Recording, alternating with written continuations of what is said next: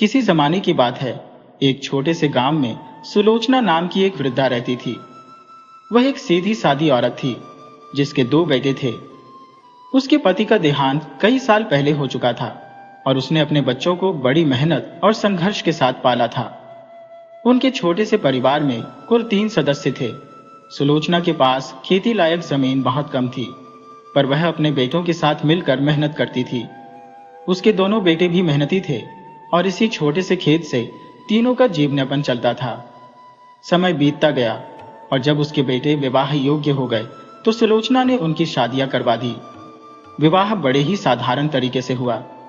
जब बहुएं घर आई तो सुलोचना को लगा कि अब उसका परिवार संपूर्ण हो गया है। पूरा परिवार मिलजुल कर प्रेम से रहने लगा, परंतु धीरे धीरे दोनों बहुओं के बीच मतभेद होने लगे। कभी किसी बात पर तो कभी किसी और कारण से वे आपस में उलझ जाती।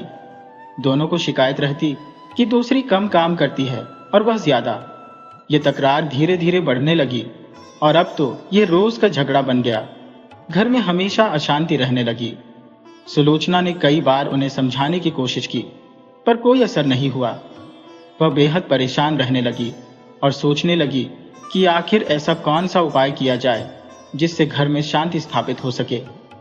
जब कोई हल नजर नहीं आया और वह समझा समझा कर थक गई तो उसने अपने बेटों से बात करने का निर्णय लिया। उसने अपने दोनों बेटों को बुलाया और कहा, बेटा, मैंने अपनी पूरी जिंदगी इस परिवार को संवारने में लगा दी, पर अब देख रही हो कि बहुओं के झगड़े से घर की शांति खत्म हो गई है। तुम दोनों अपनी पत्नियों को क्यों नहीं समझाते कि वे आपस में प्रेम से रहें? बेटों ने उत्तर दिया, माँ, हम दिन भर खेतों में मेहनत करते हैं और थक कर घर लौटते हैं। ऐसे में हम उनसे क्या कहें? कहीं ऐसा न हो कि हमारे कुछ कहने पर वे नाराज होकर घर ही छोड़ दे। बेटों की यह बात सुनकर सुलोचना चुप हो गई, परंतु मन ही मन सोचने लगी कि जब 3 लोग थे तब गुजारा आराम से हो जाता था, पर अब 5 लोग हैं तो घरेलू खर्च बढ़ गया है। शायद यही कारण है कि घर में झगड़े बढ़ रहे हैं। यदि आमदनी बढ़ जाए तो एक नौकरानी रख सकते हैं, जिससे बहुओं को कम काम करना पड़ेगा और झगड़े भी कम होंगे।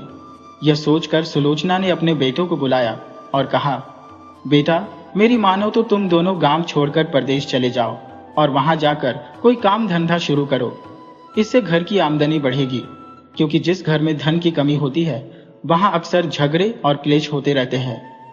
अगर तुम्हारी आमदनी बढ़ जाए और घर में पैसों की कोई कमी न रहे तो हम एक नौकरानी रख सकते हैं। तुम परदेश जाकर धन कमाओगे और वहां से जब पैसा भेजोगे तभी इस घर की सुख शांति बनी रहेगी और झगड़े हमेशा के लिए खत्म हो जाएंगे। माँ की यह बात दोनों बेटों को सही लगी। उन्होंने अपनी अपनी पत्नियों को समझाया कि वे अधिक धन कमाने के लिए परदेश जा रहे हैं और उनके पीछे से उनकी माँ का ध्यान रखना है। अगले दिन उन्होंने माँ से आज्ञा ली और परदेश की ओर चल पड़े। लंबी यात्रा के बाद वे एक बड़े नगर में पहुंचे और वहां एक सराय में कमरा ले लिया। अगले दिन दोनों नगर में काम ढूंढने निकले, परंतु किस्मत ने उनका साथ नहीं दिया। वे जहां भी नौकरी मांगने जाते, लोग यही कहते, तुम तो परदेसी हो, हम तुम पर विश्वास कैसे करें? इस तरह 1 सप्ताह बीत गया, लेकिन उन्हें कोई काम नहीं मिला। उनकी जमा पूंजी भी समाप्त होने लगी। अब उन्हें चिंता सताने लगी कि अगर उन्हें नगर में काम नहीं मिला तो गांव लौटकर मां और पत्नियों को क्या मुंह दिखाएंगे। अगले दिन वे काम की तलाश में नगर की बड़ी मंडी में घूम रहे थे कि बड़े भाई ने देखा एक सेठ उनके आगे आगे चल रहा था। अचानक सेठ की जेब से एक थैली गिर पड़ी, परंतु वह अनजान था। बड़ा भाई दौड़कर थैली के पास पहुंचा। उठाकर देखा तो समझ गया कि इसमें सोने की अशर्फियां है। उसने थैली उठाई और सेठ के पास जाकर कहा, सेठ जी, यह आपकी थैली गिर गई थी, कृपया इसे ले लीजिए। सेठ ने मुड़कर देखा और अपनी थैली को पहचान लिया। वह तुरंत थैली लेकर बोला, भाई, तुम्हारा बहुत बहुत शुक्रिया। इस थैली में पूरी 100 स्वर्ण मुद्राएं थी। सचमुच तुम बहुत ईमानदार आदमी हो।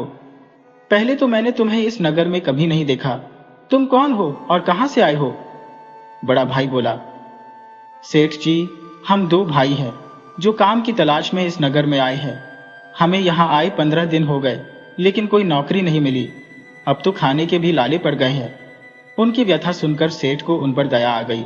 वह बोला, अरे भाई, तुम जैसे ईमानदार आदमी को तो कोई भी काम पर रख सकता है। तुम चिंता मत करो, मेरे कई अनाज के गोदाम है। आज से ही तुम दोनों मेरे यहाँ नौकरी करोगे। रहने और खाने की व्यवस्था भी मैं कर दूंगा। दोनों भाइयों की खुशी का ठिकाना न रहा।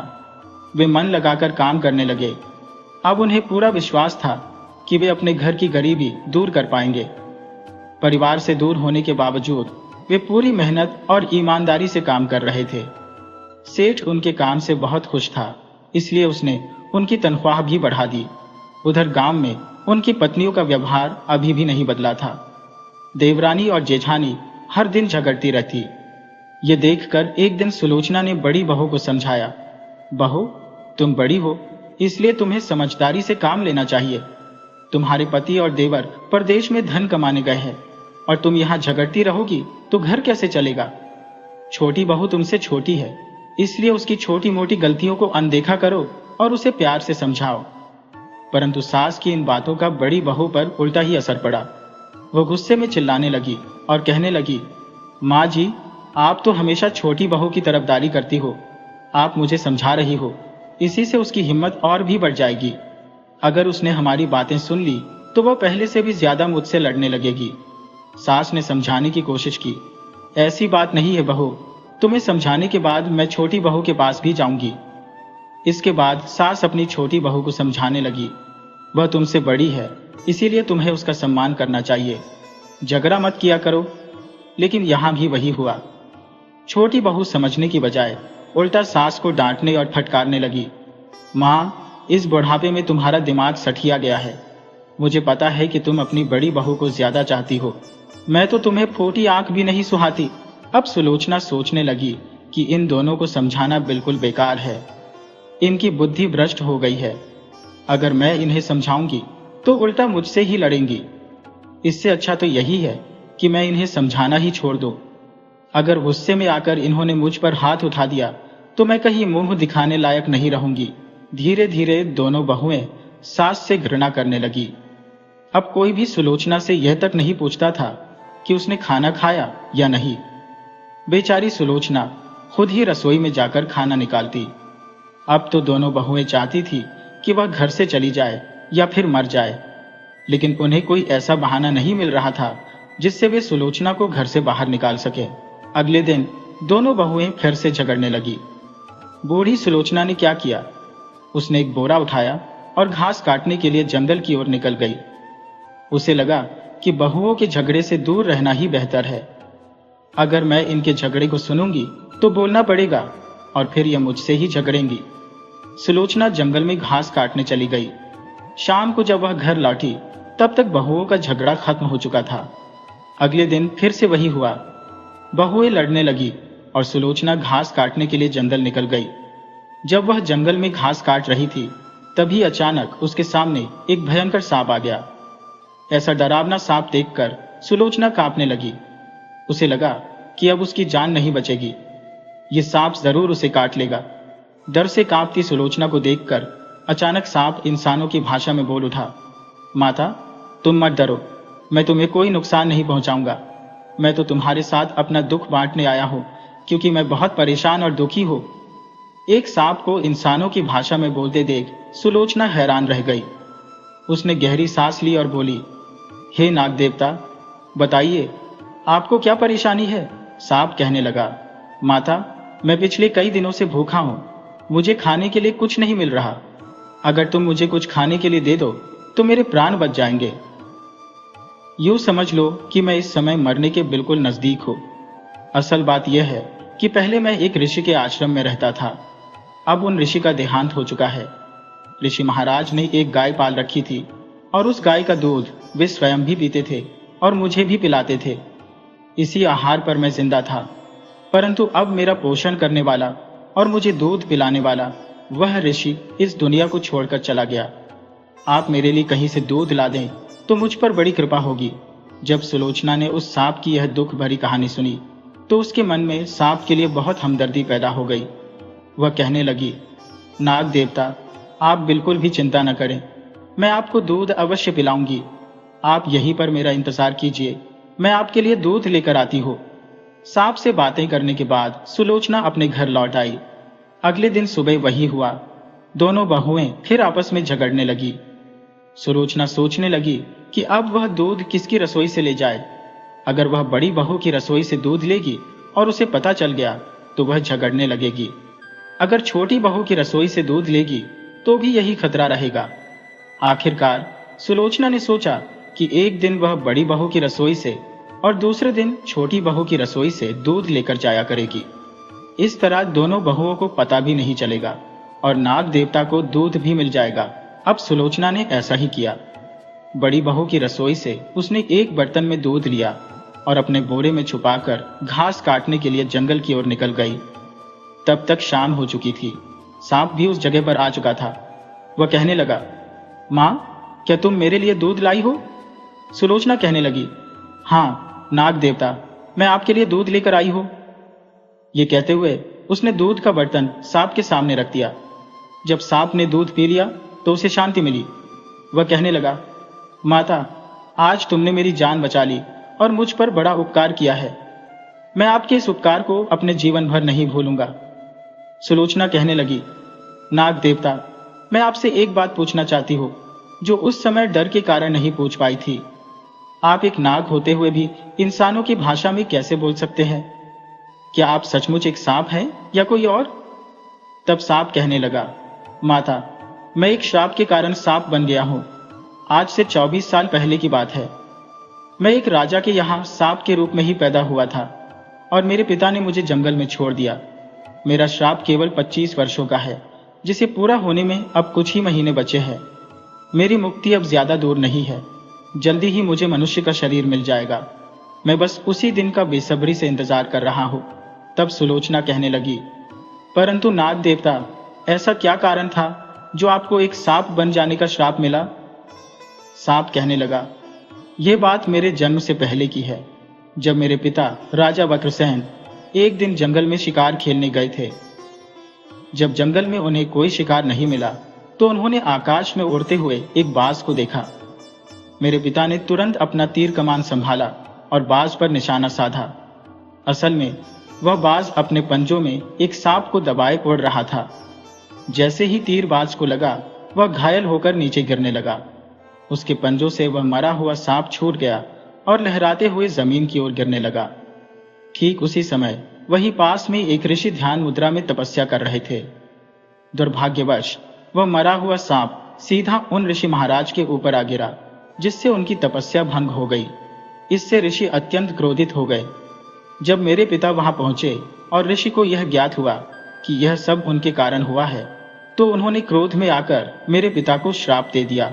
राजन, जिस प्रकार तुमने एक सांप गिराकर मेरी तपस्या भंग की है, मैं तुम्हें श्राप देता हूं कि तुम्हारी संतान भी सांप के रूप में जन्म लेगी। मेरे पिता ऋषि से क्षमा मांगने लगे। तब ऋषि ने उन पर दया दिखाते हुए कहा, राजन, मेरा श्राप तुम्हारी संतान पर केवल 25 वर्षों तक रहेगा। जब यह अवधि पूरी होगी तब वह पुनः मनुष्य का रूप प्राप्त कर लेगा।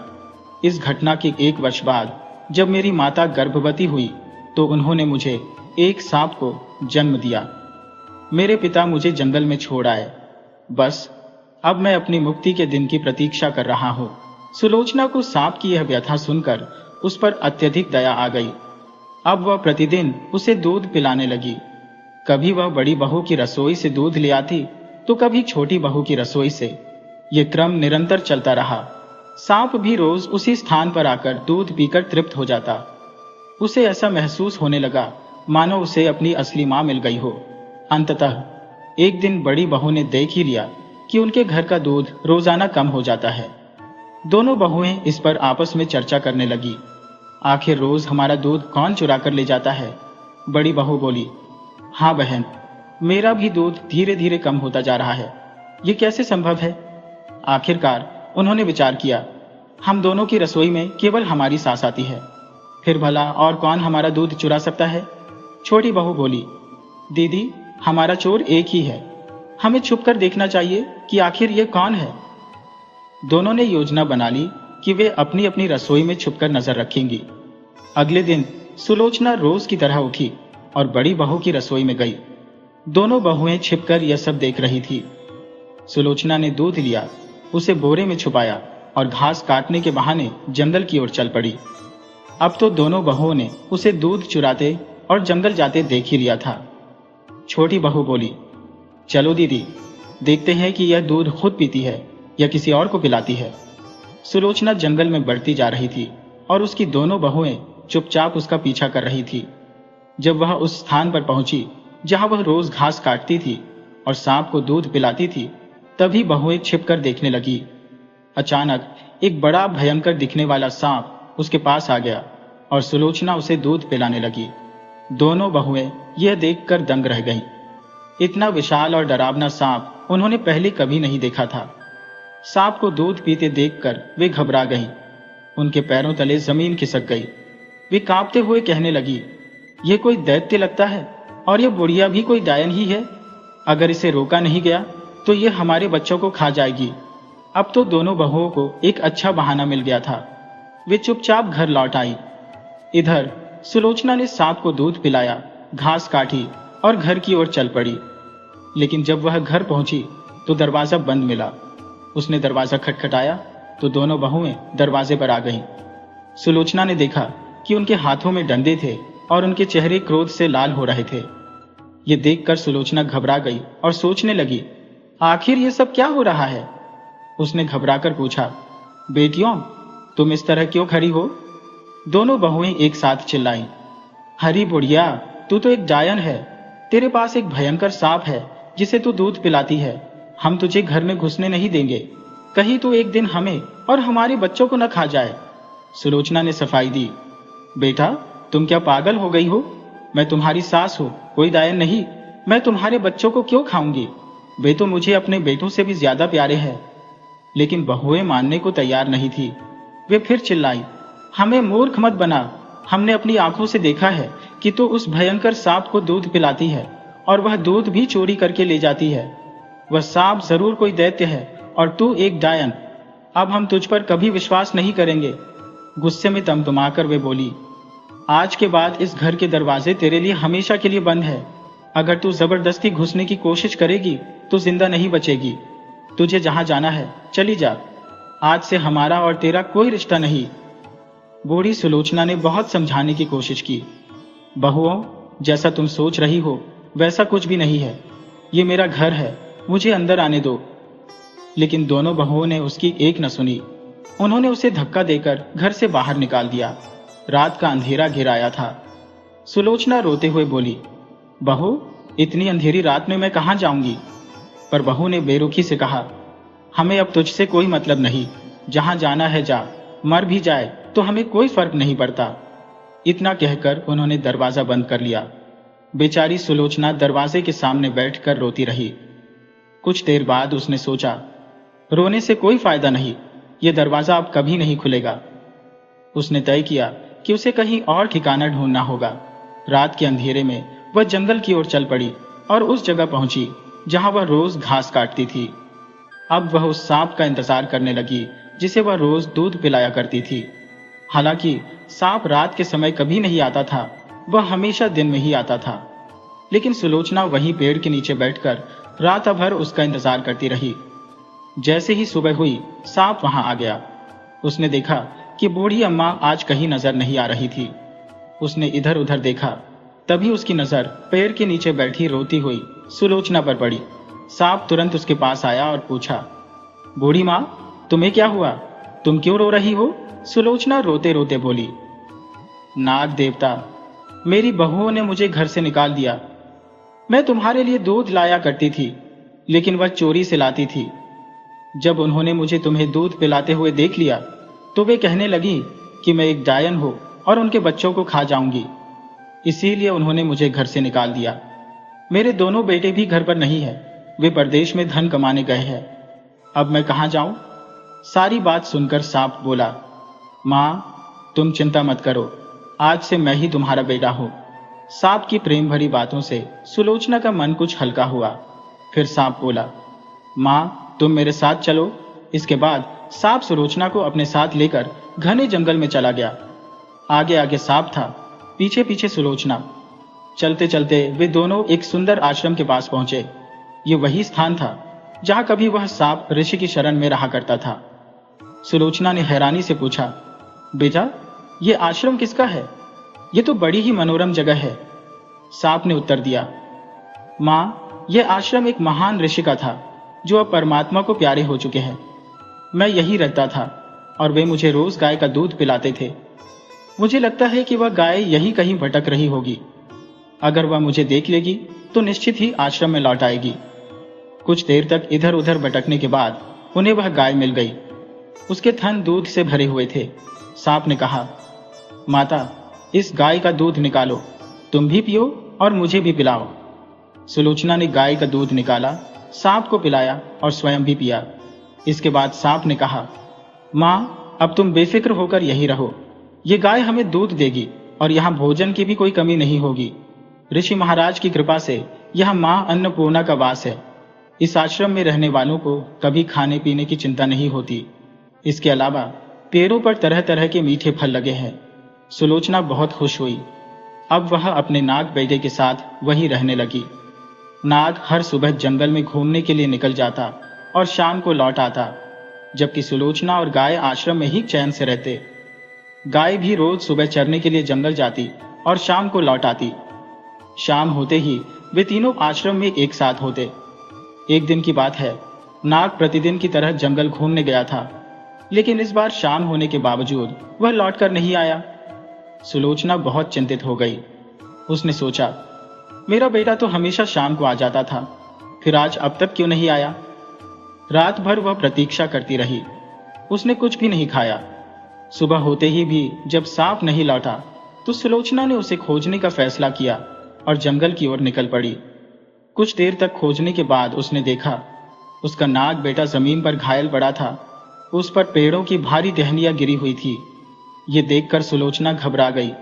उसने जल्दी से टहनियां हटाई और व्याकुल होकर अपने घायल बेटे से पूछा, बेटा, यह सब कैसे हुआ? सांप कहने लगा, माँ, जब मैं शाम के समय आश्रम वापस लौट रहा था, अचानक जंगल में भयंकर तूफान आ गया।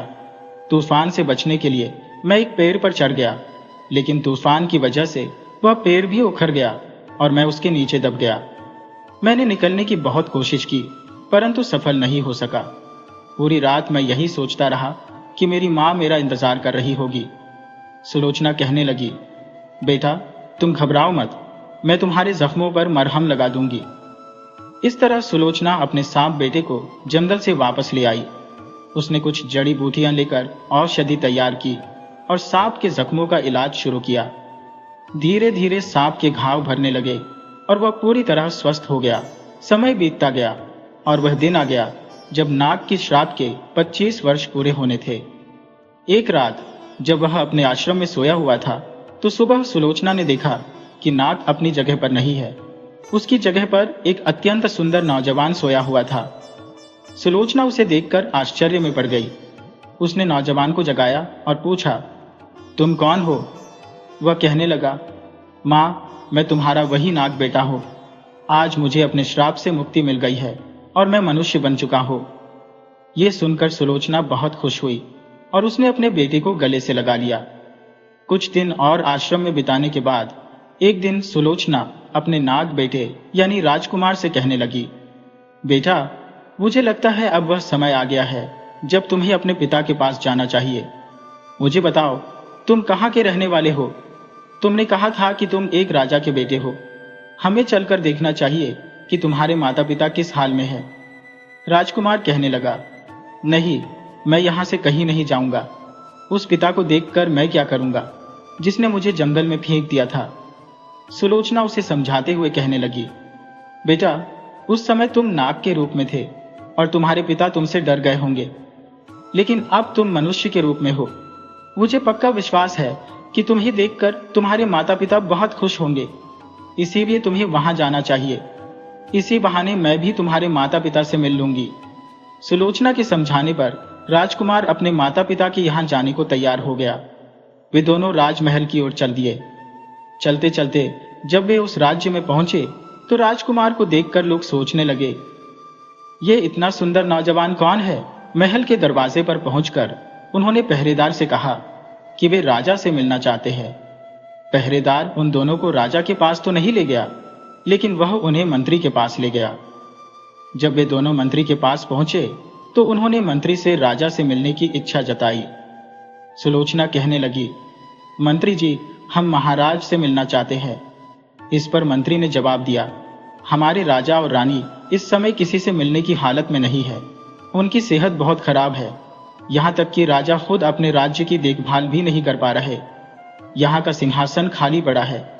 परंतु वे दोनों कहने लगे, मंत्री जी, आप कोशिश तो कीजिए, हमारा उनसे मिलना बहुत ही आवश्यक है। तब मंत्री कहने लगा, हमारे महाराज का स्वास्थ्य बहुत ही खराब है और यह आज से 25 साल पुरानी बात है। एक महात्मा के श्राप के कारण महारानी ने एक सांप को जन्म दिया था। महाराज ने उस सांप को देखा तो वह बहुत डर गए और उन्हें बहुत बुरा भी लगा। महारानी को तो वह सांप भी प्यारा था, क्योंकि मां के लिए उसका बच्चा जैसा भी हो उसे प्यारा ही होता है। लेकिन महाराज ने सोचा कि जब लोगों को यह पता चलेगा कि उनके यहाँ एक सांप ने जन्म लिया है तो सारी प्रजा उनसे नफरत करने लगेगी। राजा ने उस सांप को जंगल में फेंक दिया, परंतु तभी से हमारे राजा और महारानी सूख कर कांटा होते जा रहे हैं। दोनों ही इस दुख को सहन नहीं कर पाए। उनका स्वास्थ्य दिन प्रतिदिन गिरता ही गया। यहाँ तक कि महाराज ने दरबार में आकर सिंहासन पर बैठना भी बंद कर दिया। राजा और रानी दोनों अपने महल में बहुत ही दुखी और मायूस पड़े रहते हैं। जब राजकुमार ने यह सारी बात सुनी तो वह मंत्री से कहने लगा, आप मुझे महाराज और रानी से मिलवा दीजिए तो आपकी बड़ी कृपा होगी। उनकी बात मानकर मंत्री राजकुमार और सुलोचना को लेकर राजा और रानी के पास गया। वहां राजकुमार के माता पिता निराश अवस्था में लेटे हुए थे। राजकुमार ने आगे बढ़कर अपने माता पिता के पैर छुए। जैसे ही राजकुमार ने उनके पैर छुए, राजा और रानी में एक संवेदना की लहर दौड़ गई। ऐसा लगा जैसे उनके शरीर में एक बार फिर से जान आ गई हो। अपने बेटे का स्पर्श मिलते ही वे दोनों उठ बैठे और कहने लगे, बेटा, तुम कौन हो? कहां से आए हो? तुमने हमारे पैर क्यों छुए? जब तुमने हमारे पैर छुए तो ऐसा लगा जैसे हमारे अंदर नई शक्ति का संचार हो गया। सच बताओ, तुम कौन हो? हमें अपना परिचय दो। तब राजकुमार उन्हें अपनी सारी कहानी बताने लगा। पिताजी और माँ, मैं आप दोनों का बेटा हूं। मैं आपके यहाँ नाथ के रूप में पैदा हुआ था, इसीलिए आपने मुझे जंगल में फेंक दिया था। 25 वर्ष का श्राप पूरा करने के बाद आज मैं मनुष्य के रूप में आप दोनों के सामने खड़ा हूं। माँ, क्या आज तुम मुझे अपने गले नहीं लगाओगी? राजकुमार का ऐसा वचन सुनकर माँ दौड़कर अपने बेटे को गले से लगा लिया। राजा की भी अब खुशी का कोई ठिकाना नहीं था। राजा और रानी ने अपने बेटे को गले से लगाया, मानो उन दोनों में फिर से नई शक्ति आ गई हो। अगले दिन राजा अपने दरबार में गया और सिंहासन पर विराजमान होकर उसने यह घोषणा की कि मेरा बेटा अब वापस आ गया है। दरबार के सभी लोग और सारी प्रजा खुशी से जय जयकार करने लगी। राजा ने आगे कहा कि कल राजकुमार का राज तिलक कर दिया जाएगा और वह हमारी राजगद्दी संभालेगा। अगली सुबह राजकुमार का राज तिलक करके उसे राजा बना दिया गया। यह सब देखकर सुलोचना भी बहुत खुश थी, परंतु उसके मन में यह विचार भी आया कि अब उसका क्या होगा। राजकुमार ने सुलोचना के चेहरे की उदासी को भांप लिया और कहने लगा, माँ, आज से तुम इस राजमहल की राजमाता कहलाओगी। यह सुनकर सुलोचना की आंखों से आंसुओं की धार बहने लगी। दूसरी तरफ जब गांव में सुलोचना के बेटे अपने घर लौटे तो उन्होंने अपनी माँ को घर में नहीं पाया। वे अपनी पत्नियों से पूछने लगे, माँ कहाँ है? उनकी पत्नियों ने कहा, तुम्हारी माँ तो एक डायन थी, इसीलिए हमने उन्हें मार मार कर यहाँ से भगा दिया। वह रोज जंगल में जाकर एक सांप को दूध पिलाती थी। ये सुनकर सुलोचना के दोनों बेटे क्रोध में तिलमिला उठे और अपनी पत्नियों को डांटते हुए कहने लगे, तुम्हें शर्म नहीं आती? हमारी माँ को डायन और चुड़ैल कह रही हो? जल्दी बताओ कि हमारी माँ कहाँ है, नहीं तो तुम दोनों की खैर नहीं। लेकिन उन बहुओं को भी यह पता नहीं था कि बूढ़ी माँ कहाँ है। अब उनके पति उन्हें रोज डांटते और फटकारते। धीरे धीरे उनकी हालत खराब हो गई। उन्हें ना तो चैन से भोजन मिलता, ना ही घर में इज्जत। उनके बच्चे भी उनसे नफरत करने लगे। गांव के सभी लोग उनसे घृणा करने लगे, क्योंकि समाज में ऐसे लोगों की इज्जत नहीं होती जो अपने बड़े बूढ़ों का अनादर करते हैं। कुछ समय बाद बेटों को यह खबर मिली कि उनकी मां राज्य की राजमाता बन चुकी है। यह सुनकर वे बहुत खुश हुए। सोचने लगे कि हमारी माँ तो बहुत दयालु और धार्मिक स्वभाव की थी। यह सब उसी का फल है कि परमात्मा ने उन्हें इतना ऊंचा स्थान दिया है। वे अपनी माँ से मिलने राजमहल पहुंचे। राजा की सहायता से वे अपनी माँ से मिले और कहने लगे, माँ, अब आप हमारे साथ घर चलिए, हम आपको लेने आए हैं। तब सुलोचना ने कहा, मेरे बच्चों, मैं यहाँ बहुत खुश हूँ। यहाँ भी मेरे पास एक बेटा है। तुम बिना किसी चिंता के जाओ, मेरा आशीर्वाद तुम्हारे साथ है। अपनी पत्नी और बच्चों के साथ सुखपूर्वक जीवन व्यतीत करो। इस प्रकार माँ का आशीर्वाद लेकर दोनों भाई घर लौट आए। सुलोचना के बेटे और पोते अपने जीवन में बहुत खुश थे, लेकिन उसकी बहुएं दुखी रही, क्योंकि जो दूसरों को दुख देता है वह स्वयं कभी खुश नहीं रहता।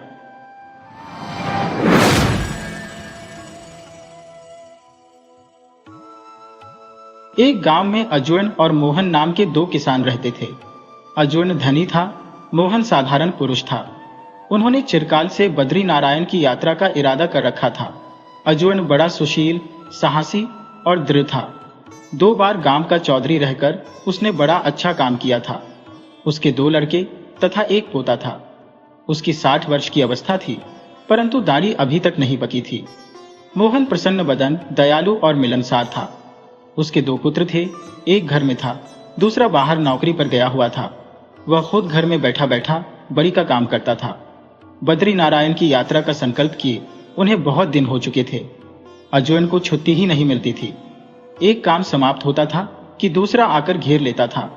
पहले पोते का ब्याह करना था, फिर छोटे लड़के का गौना आ गया। इसके पीछे मकान बनना प्रारंभ हो गया।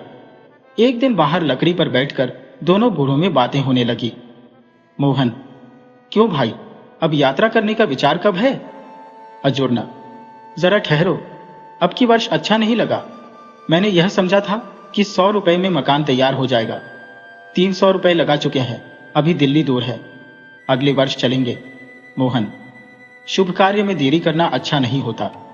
मेरे विचार में तो तुरंत चल देना ही उचित है। दिन बहुत अच्छे हैं। अजूर्ण, दिन तो अच्छे हैं, पर मकान को क्या करूं?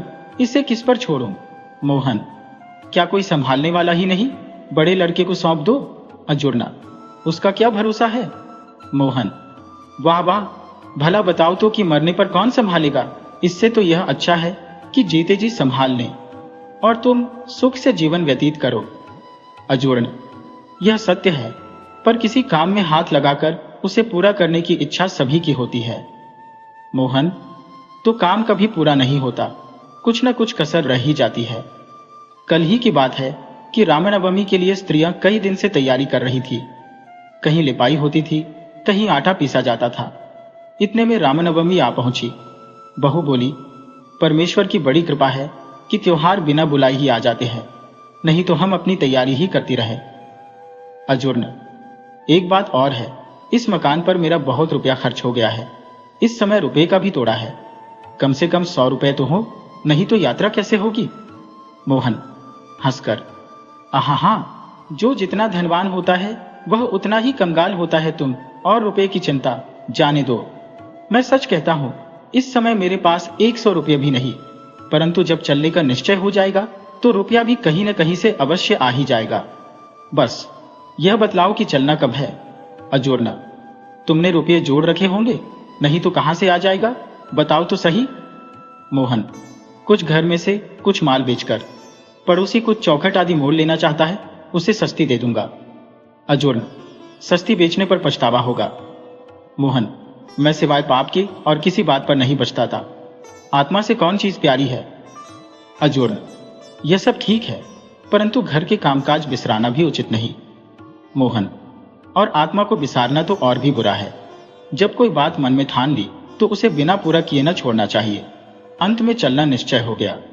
4 दिन पीछे जब विदा होने का समय आया तो अजूर्ण बड़े लड़के को समझाने लगा कि मकान पर छत इस प्रकार डालना, भूसी बखार में इस भांति जमा कर देना, मंडी में जाकर अनाज इस भाव से बेचना, रुपये संभाल कर रखना, ऐसा ना हो खो जावे। घर का प्रबंध ऐसा रखना कि किसी प्रकार की हानि ना होने पावे। उसका समझाना समाप्त ही ना होता था। इसके प्रतिकूल मोहन ने अपनी स्त्री से केवल इतना ही कहा कि तुम चतुर हो, सावधानी से काम करती रहना। मोहन तो घर से प्रसन्न मुख बाहर निकला और गांव छोड़ते ही घर के सारे बखेड़े भूल गया। साथी को प्रसन्न रखना, सुखपूर्वक यात्रा कर घर लौट आना उसका मंतव्य था। राह चलता था तो ईश्वर संबंधी कोई भजन गाता था या किसी महापुरुष की कथा कहता। सड़क पर अथवा सराय में जिस किसी से भेंट हो जाती उससे बड़ी नम्रता से बोलता। अर्जुन भी चुपके चुपके चल तो रहा था, परंतु उसका चित्त व्याकुल था। सदैव घर की चिंता लगी रहती थी। लड़का अनजान है, कौन जाने क्या कर बैठे। अमुक बात कहना भूल आया। ओहो, देखो मकान की छत पड़ती है या नहीं। यही विचार उसे हरदम घेरे रहते थे, यहां तक कि कभी कभी लौट जाने को तैयार हो जाता था। चलते चलते 1 महीना पीछे वे पहाड़ पर पहुंच गए। पहाड़ी बड़े अतिथि सेवक होते हैं। अब तक यह मूल का अन्न खाते रहे थे, अब उनकी खातिरदारी होने लगी। आगे चलकर वे ऐसे देश में पहुंचे जहां दुर्घट अकाल पड़ा हुआ था।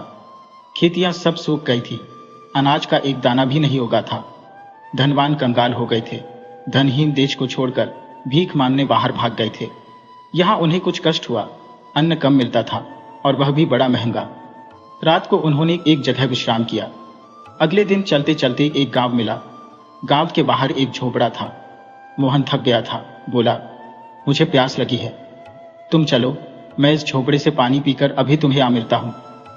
अर्जुन ने बोला, अच्छा पी आओ, मैं धीरे धीरे चलता हूं। झोपड़े के पास जाकर मोहन ने देखा कि उसके आगे धूप में एक मनुष्य पड़ा है। मोहन ने उससे पानी मांगा, उसने कोई उत्तर नहीं दिया। मोहन ने समझा कि कोई रोगी है। समीप जाने पर झोपड़े के भीतर एक बालक के रोने का शब्द सुनाई दिया। किवाड़ खुले हुए थे। वह भीतर चला गया। उसने देखा कि नंगे सिर केवल एक चादर ओढ़े एक बूढ़ी धरती पर बैठी है। पास में भूख का मारा हुआ एक बालक बैठा रोती रोती पुकार रहा है। चूल्हे के पास एक स्त्री तड़प रही है, उसकी आंखें बंद हैं, कंठ रुका हुआ है। मोहन को देखकर बूढ़ी ने पूछा, तुम कौन हो, क्या मांगते हो? हमारे पास कुछ नहीं है। मोहन, मुझे प्यास लगी है, पानी मांगता हूं। बूढ़ी, यहाँ न बर्तन है न कोई लाने वाला, यहाँ कुछ नहीं, जाओ अपनी राह लो। मोहन, क्या तुम में से कोई उस स्त्री की सेवा नहीं कर सकता? बूढ़ी, कोई नहीं, बाहर मेरा लड़का भूख से मर रहा है, यहां हम भूख से मर रहे हैं। यह बातें हो ही रही थी कि बाहर से वह मनुष्य भी गिरता पड़ता भीतर आया और बोला, काल और रोग दोनों ने हमें मार डाला। यह बालक कई दिन से भूखा है, क्या करूं?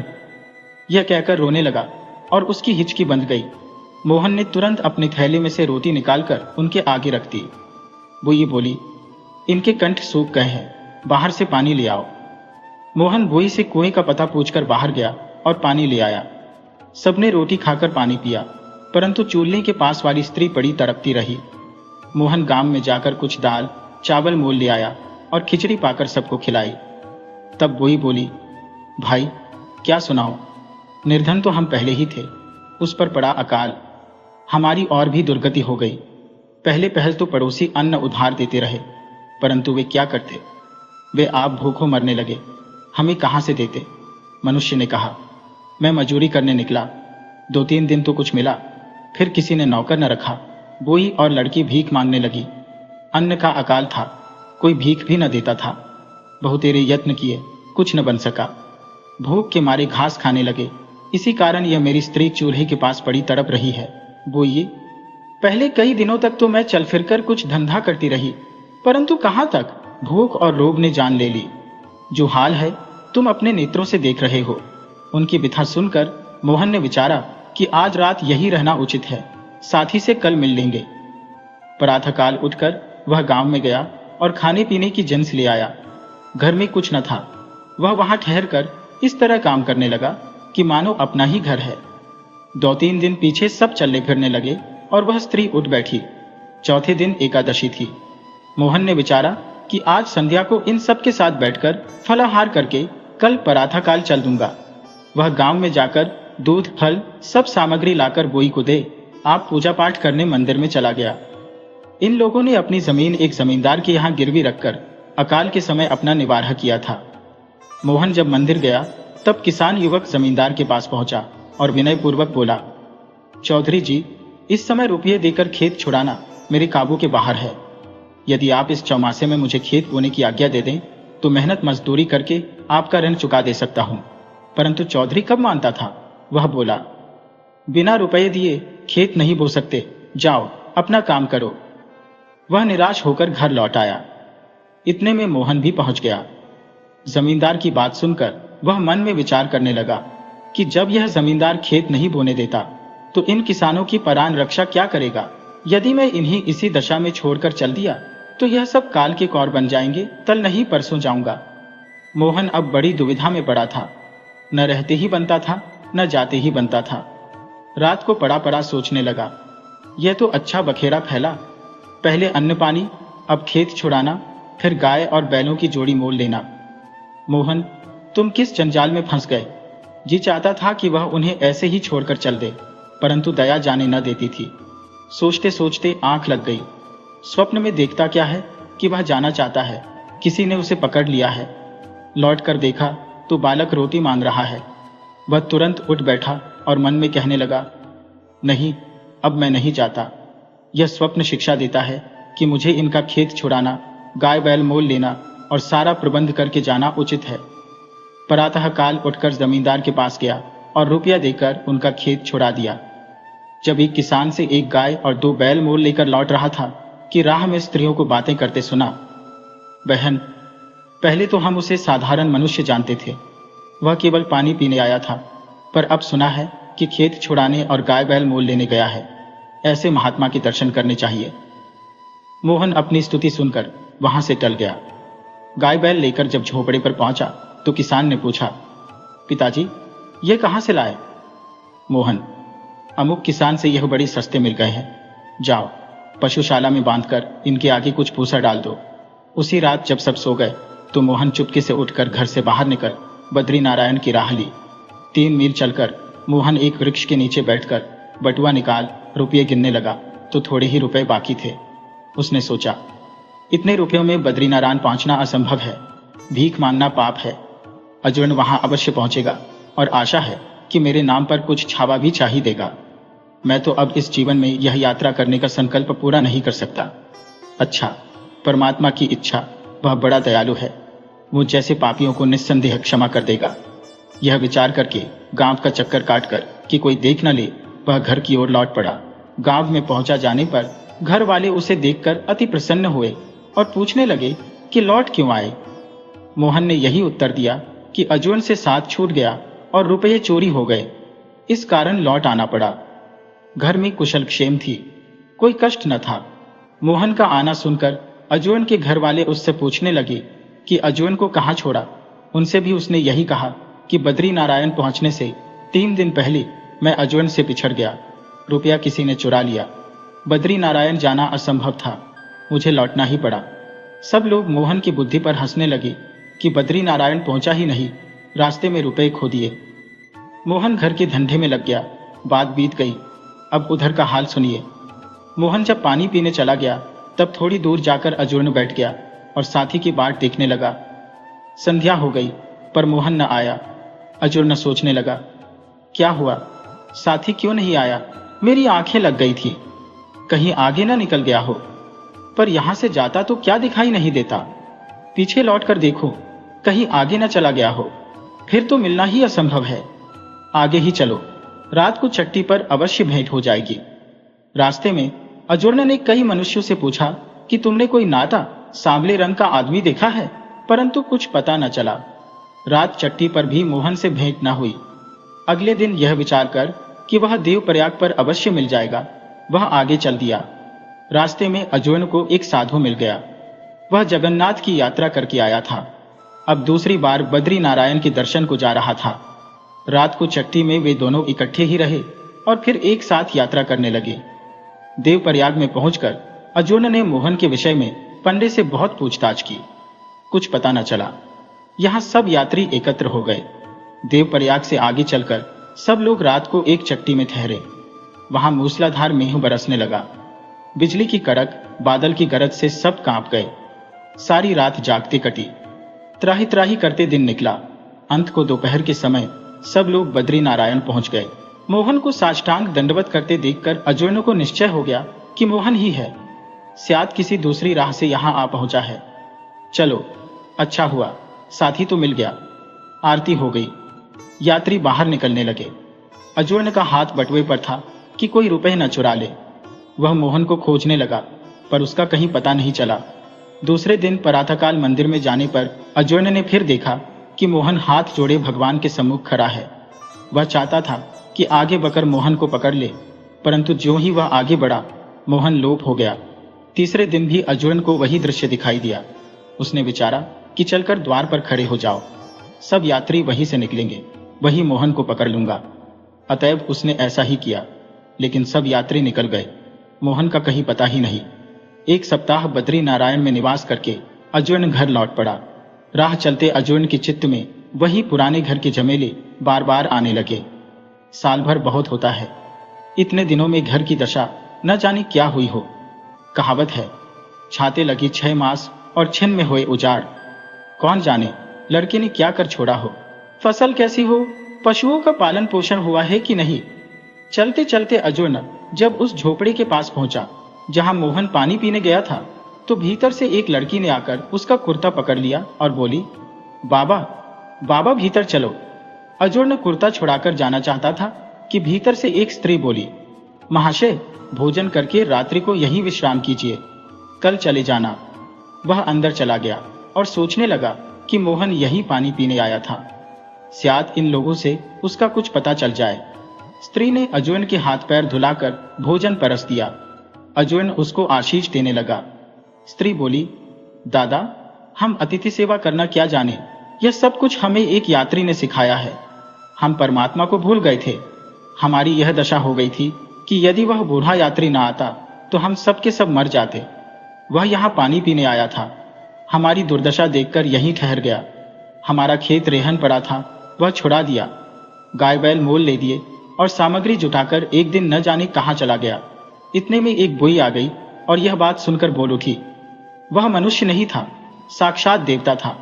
उसने हमारे ऊपर दया की, हमारा उद्धार कर दिया, नहीं तो हम मर गए होते। वह पानी मांगने आया। मैंने कहा, जाओ, यहाँ पानी नहीं। जब मैं वह बात स्मरण करती हूँ तो मेरा शरीर कांप उठता है। छोटी लड़की बोल उठी।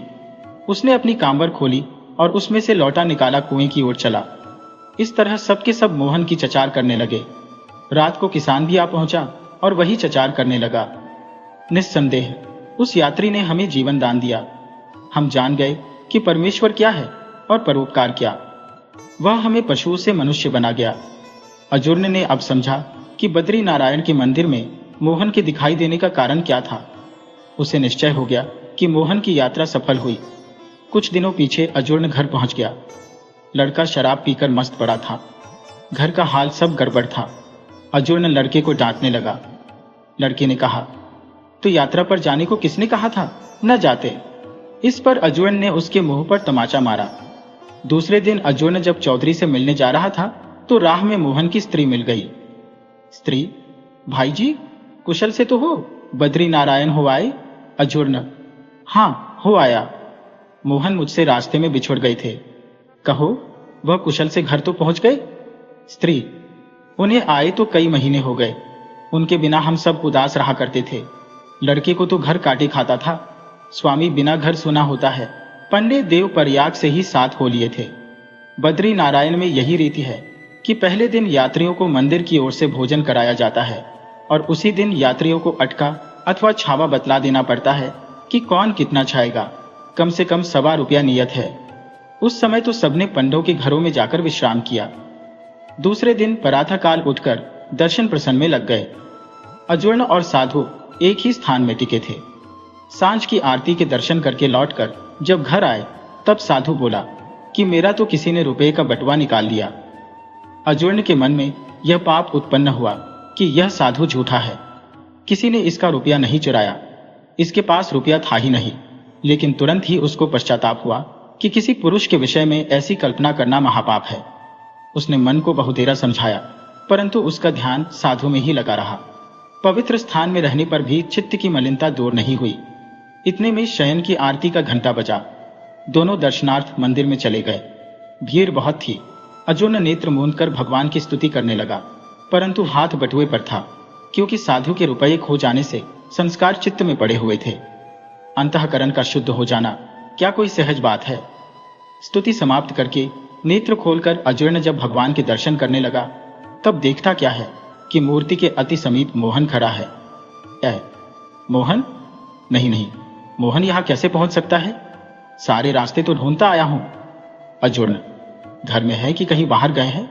410 स्त्री नहीं, घर में है। 260 अजूर्ण भीतर चला गया और मोहन से बोला, राम राम भैया मोहन, राम राम। 140 मोहन, राम राम, आओ भाई, कहो, दर्शन कराए।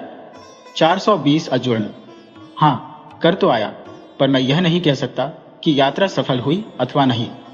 लौटते समय मैं उस झोपड़े में ठहरा था जहां तुम पानी पीने गए थे। 1410। मोहन ने बात टाल दी और अजूर्ण भी चुप हो गया, परंतु उसे दृढ़ विश्वास हो गया कि उत्तम तीर्थ यात्रा यही है कि पुरुष जीवन पर्यंत प्रत्येक प्राणी के साथ प्रेम भाव रखकर सदैव उपकार में तत्पर रहे। 182।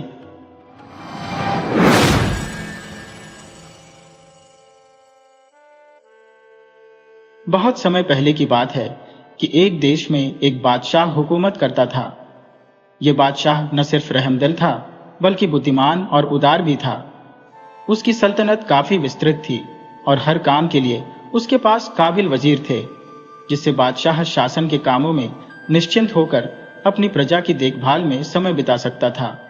उसके पास भगवान की दी हुई सभी नेमतें थी और ईश्वर ने उसे चांद जैसी खूबसूरत शहजादी भी दी थी, परंतु शहजादी नसरीन आंखों की रोशनी से महरूम थी। बादशाह ने उसके इलाज के लिए दूर दूर से अनेक हकीम बुलवाए, मगर कोई भी शहजादी की आंखों को रोशनी नहीं दे सका।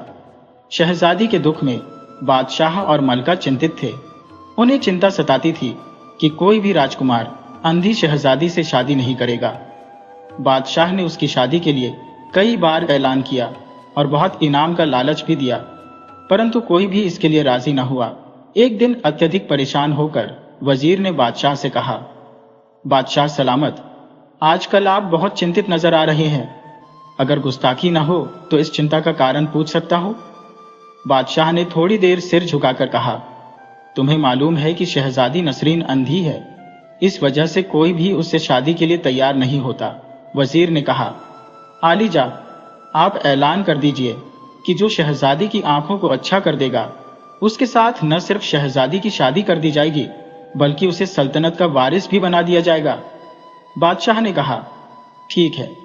अगले दिन यह ऐलान कर दिया गया कि जो व्यक्ति शहजादी नसरीन की आंखें ठीक कर देगा उसी के साथ शहजादी की शादी कर दी जाएगी और उसे तख्तो ताज का मालिक बना दिया जाएगा। इस ऐलान को सुनकर वहां के राजकुमार अपनी किस्मत आजमाने के लिए शहजादी की आंखों के इलाज की खोज में जुट गए। उसी देश में एक गरीब आदमी भी रहता था जिसका एक बेटा था जो उसके बुढ़ापे का सहारा था। बेटे को अपने पिता से गहरा प्रेम था और वह उनके सम्मान में कोई कसर नहीं छोड़ता था। जब उसने बादशाह का ऐलान सुना तो उसने एक दिन अपने पिता से इजाजत मांगी कि अगर आप अनुमति दें तो मैं भी अपनी किस्मत आजमा सकता हूं, शायद भाग्य हमारा साथ दे। पिता ने हंसकर कहा, नादान बच्चे, दुनिया के बड़े बड़े हकीमों ने शहजादी का इलाज किया और उसकी आंखें ठीक न कर सके तो तुम क्या कर लोगे? तुम जानते हो कि मैं तुम्हारे बिना जीवित नहीं रह सकता। अगर तुम मुझे अकेला छोड़कर चले गए तो तुम्हारे लौटने तक मैं जीवित नहीं रह पाऊंगा।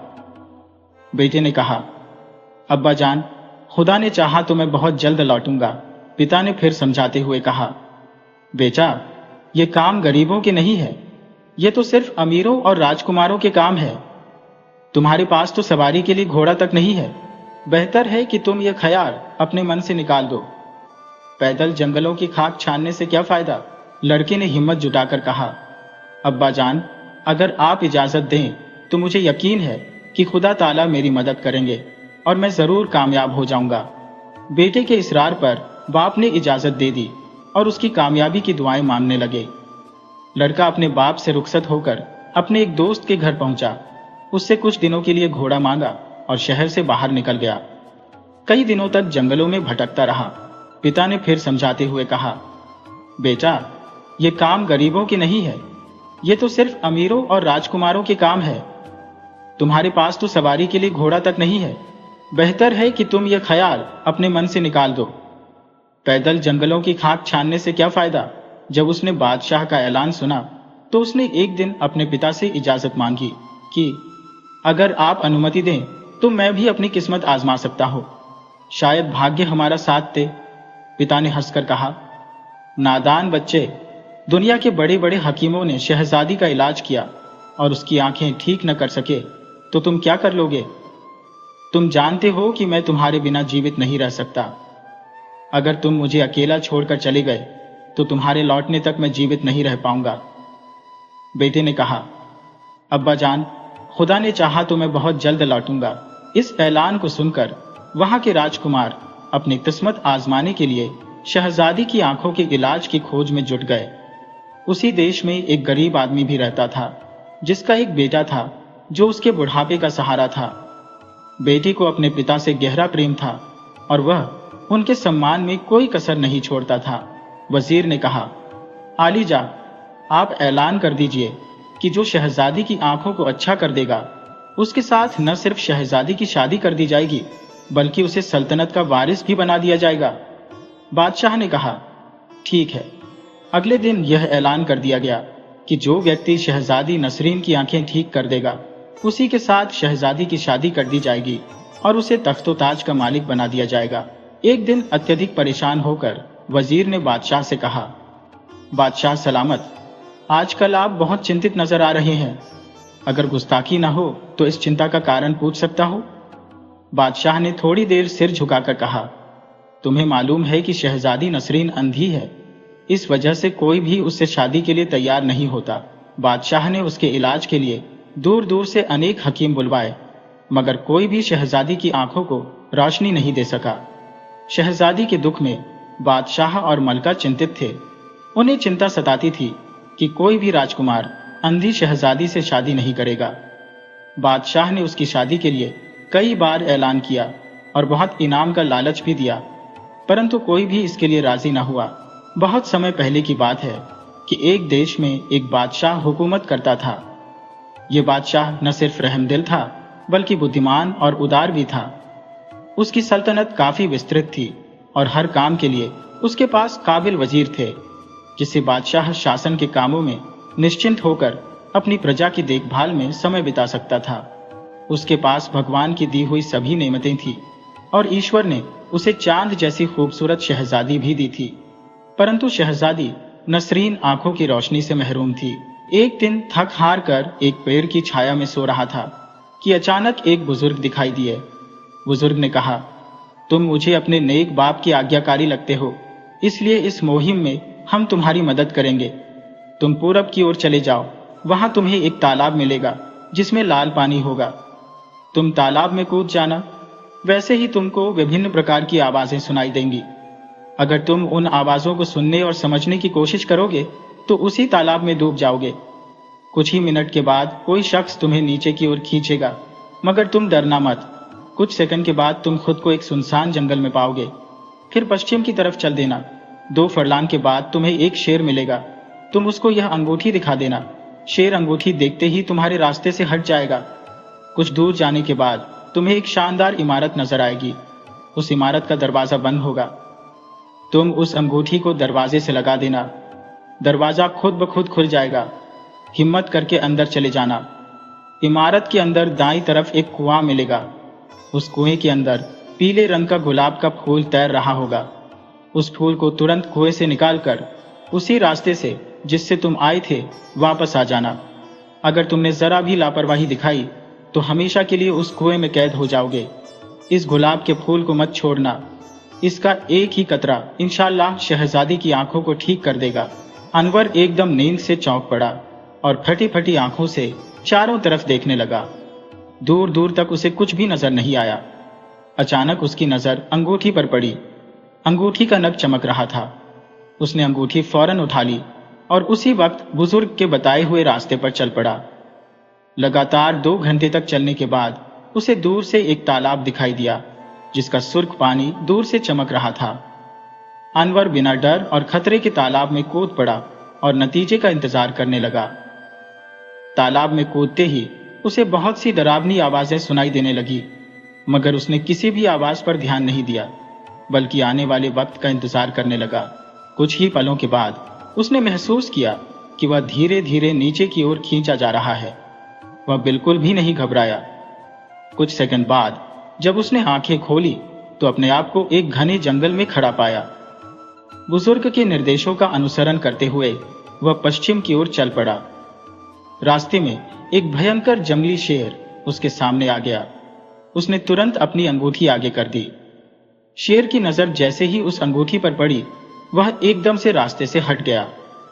अनवर फिर अपनी मंजिल की ओर बढ़ गया। कुछ दूरी पर उसे एक भव्य इमारत नजर आई। इमारत के दरवाजे पर पहुंचकर उसने ताले के साथ अंगूठी को रगड़ा तो दरवाजा स्वतः ही खुल गया। निर्भीक होकर वह अंदर दाखिल हो गया और इमारत के अंदर कुएं की खोज शुरू की। थोड़ी मेहनत के बाद उसे वह कुआं नजर आया। उसके पास जाकर अंदर झांका तो देखा कि पानी के भीतर पीले रंग का गुलाब तैर रहा है। एक रस्सी भी लटक रही थी जिससे वह कुएं में उतर गया। कुएं में उतरते ही उसे जबरदस्त शोर सुनाई देने लगा, लेकिन उसने इन आवाजों की परवाह किए बिना गुलाब के फूल की ओर हाथ बढ़ाया। जैसे ही उसने फूल को छुआ, उसका हाथ जलन के कारण पीछे हट गया, क्योंकि फूल आग की तरह गर्म था। कुछ देर तक वह सोचता रहा कि फूल को कैसे हासिल किया जाए। फिर उसने दोबारा हाथ बढ़ाया और इस बार जैसे ही अंगूठी फूल से छुई, फूल ठंडा हो गया। उसने तुरंत फूल को पकड़ लिया और कुएं से बाहर निकल आया। जब वह इमारत से बाहर निकला तब भी शोर की आवाजें आ रही थी, लेकिन गुलाब का फूल पाकर उसे किसी बात का होश नहीं था। वह तेजी से कदम बढ़ाते हुए तालाब के पास पहुंचा, पर अब वहां तालाब नहीं था। उसका घोड़ा एक पेड़ के नीचे खड़ा था। वह घोड़े पर सवार होकर अपने देश की ओर चल पड़ा। रास्ते में एक जगह थकावट के कारण वह आराम करने के लिए रुका और जल्द ही सो गया। उसी बुजुर्ग ने सपने में आकर कहा, बेटा, अल्लाह के फजल से तुम अपने मकसद में कामयाब रहे। अब यह अंगूठी मुझे दे दो, क्योंकि अब यह तुम्हारे लिए बेकार है। अनवर ने बुजुर्ग का आभार प्रकट किया और जब जागा तो देखा कि अंगूठी गायब थी। कुछ दिनों बाद वह अपने देश पहुंचा और सीधा बादशाह के पास जाकर उसे खुशखबरी सुनाई। बादशाह ने उसे शहजादी के महल में बुलवाया। अनवर ने गुलाब के अर्क के कुछ कतरे शहजादी की आंखों में डाले, जिससे उसकी आंखों में रोशनी आ गई। शहजादी खुशी से चिल्लाई, अब्बा जान, अब मैं सबको देख सकती हूँ। बादशाह की खुशी का कोई ठिकाना न था। खुदा का शुक्र अदा करते हुए बादशाह ने अनवर की शादी शहजादी के साथ कर दी और कुछ समय बाद खुद को तख्त और ताज से अलग करके याद ये इलाही में मशगूल हो गया। खुदा की महिमा ऐसी थी कि एक गरीब आदमी का बेटा उस देश का बादशाह बन गया था। हालांकि उसका बूढ़ा पिता अब इस दुनिया में नहीं था, लेकिन स्वर्ग में उसकी आत्मा बेटे की कामयाबी पर खुश हो रही थी। यह इनाम अब के जमाने का नहीं, बल्कि बहुत पुराने जमाने का किस्सा है। एक था सौदागर जिसका नाम था अकबर। अकबर विभिन्न देशों की यात्रा करके रुपया पैसा कमाता और अपने प्यारे देश हिंदुस्तान वापस आ जाता। उस सौदागर के दो लड़के थे, अख्तर और अमजद। दोनों बड़े प्यारे और भोले भाले थे, लेकिन बेचारों की उम्र अभी कुछ ही साल की हुई थी कि माँ का साया उनके सिर से उठ गया। अकबर की भी हालत बहुत खराब हो गई थी। दोस्तों की सलाह पर उसने दूसरी शादी एक सौदागर की बदमिजाज बेटी रजिया से कर ली। अकबर की दूसरी बीवी रजिया अख्तर और अमजद की दुश्मन शुरू से ही थी। कुछ समय बाद वह अकबर की भी दुश्मन हो गई। उसकी चाहत थी कि किसी भी तरह उन्हें रास्ते से हटा दे और पूरे माल दौलत पर कब्जा कर ले। रजिया अपनी चालबाजियों के जाल बुनने की योजना ही बना रही थी कि अकबर की जिंदगी के दिन पूरे हो गए और एक दिन सुबह सवेरे उसे अपने बिस्तर पर मृत पाया गया। रजिया बहुत खुश थी कि सबसे बड़ा कांटा खुद ब खुद हट गया। अब बाकी दो कांटों को निकालना बाकी है और यह कोई मुश्किल काम नहीं है। अब बात बात पर रजिया दोनों को इतनी मारती थी कि वे बेहोश होकर जमीन पर गिर जाते। नौकर देखते सुनते लेकिन चुपचाप हो जाते। वे कर भी क्या सकते थे।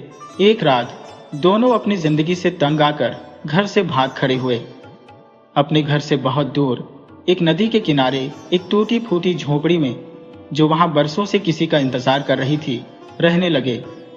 दोनों तमाम दिन नदी के किनारे खड़े मुसाफिरों का इंतजार करते और उनका जो भी कामकाज होता कर दिया करते, जिससे उनकी गुजारा हो जाता। उस जमाने में हिंदुस्तान पर एक बादशाह हुकूमत करता था जिसका नाम था अलाउद्दीन। वह बहुत ही रहमदिल, सखी और फैयाज बादशाह था। हमेशा रियाया की भलाई के बारे में सोचता था, जालिमों को सजा देता, मजलूम की फरियाद सुनता, और सबसे बड़ा गुण उसमें यह था कि वह रातों को भेस बदल कर रियाया की खबरगिरी करता और अपने बारे में रियाया के ख्यालात मालूम करता। अख्तर और अमजद खड़े हो गए। अख्तर ने पूछा, आप कौन है? उस व्यक्ति ने हंसते हुए कहा, इतनी जल्दी भूल गए? मैं वही रात वाला मुसाफिर हूं। अमजद ने कहा, ओह, तो आप वही मुसाफिर हैं? लेकिन आप अब तक कहाँ रहे? मुसाफिर ने कहा, अपने महल में। अख्तर ने पूछा, तो आप बादशाह हैं क्या? अमजद बोला, अगर हमसे कोई गलती हो गई हो तो माफ कर दीजिएगा। अभी वे सोच ही रहे थे कि दूर से शोरगुल की आवाज सुनाई दी। अमजद ने अख्तर से कहा, चलो झोपड़ी से बाहर चलते हैं, मगर अख्तर ने थकान के कारण मना कर दिया। थोड़ी देर बाद शोरगुल की आवाज करीब आ गई। एक व्यक्ति झोपड़ी में दाखिल हुआ जो बहुत खूबसूरत और उम्दा लिबास पहने हुए था। उसके साथ कई और लोग भी थे। सुबह जब अमजद की आंख खुली तो उसने देखा कि मुसाफिर गायब है। उसने अख्तर को जगाया और दोनों हैरान थे कि वह रात में कहां चला गया। पहले उन्होंने सोचा कि वह यहीं कहीं होगा, लेकिन जब काफी देर हो गई तो उनकी चिंता बढ़ गई। अख्तर ने पूछा, आप कौन हैं और कहां जा रहे थे? मुसाफिर ने कहा, मैं एक मुसाफिर हूं और अपनी मंजिल पर जा रहा था। अख्तर ने कहा, अच्छा, आपका नाम क्या है? मुसाफिर ने कहा, यह सब तुम्हें सुबह मालूम हो जाएगा। अब तुम सो जाओ, रात बहुत हो गई है। कुछ देर बाद मुसाफिर ने पूछा, मेरे मोहसिन बच्चों, तुम कौन हो? अख्तर ने कहा, हम दोनों भाई हैं। मेरा नाम अख्तर है और इनका नाम अमजद। मुसाफिर ने पूछा, तुम्हारे माँ बाप कहाँ हैं? अमजद ने उदास आवाज में कहा, माँ बाप को मरे हुए अरसा गुजर गया और हमारी सौतेली माँ हमारी जान की दुश्मन है।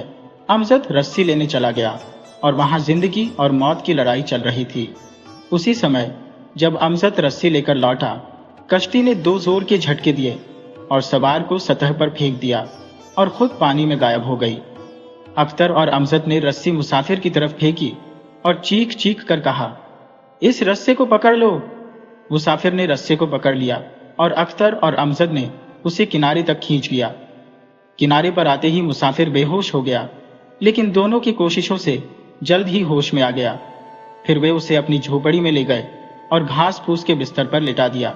अमजद ने अख्तर से कहा, देखो भाई, सामने दूर एक कश्ती आ रही है। ऐसा लगता है कि अब डूबी या फिर डूबने वाली है। अख्तर ने जवाब दिया, हाँ, ऐसा ही लग रहा है, लेकिन हम बच्चे इस स्थिति में कैसे मदद करें? अमजद ने कहा, मैं झोपड़ी से रस्सी लाता हूं। अख्तर और अमजद को उस रात नींद नहीं आ रही थी। दोनों झोपड़ी से उठकर दरिया के किनारे आ गए और दरिया की हसीन लहरों को देखने लगे। अचानक एक तूफान आया, पानी की लहरें उछलने लगी और एक अजीबोगरीब शोर उठने लगा। दूर से एक कश्ती लहरों में भटकती नजर आई।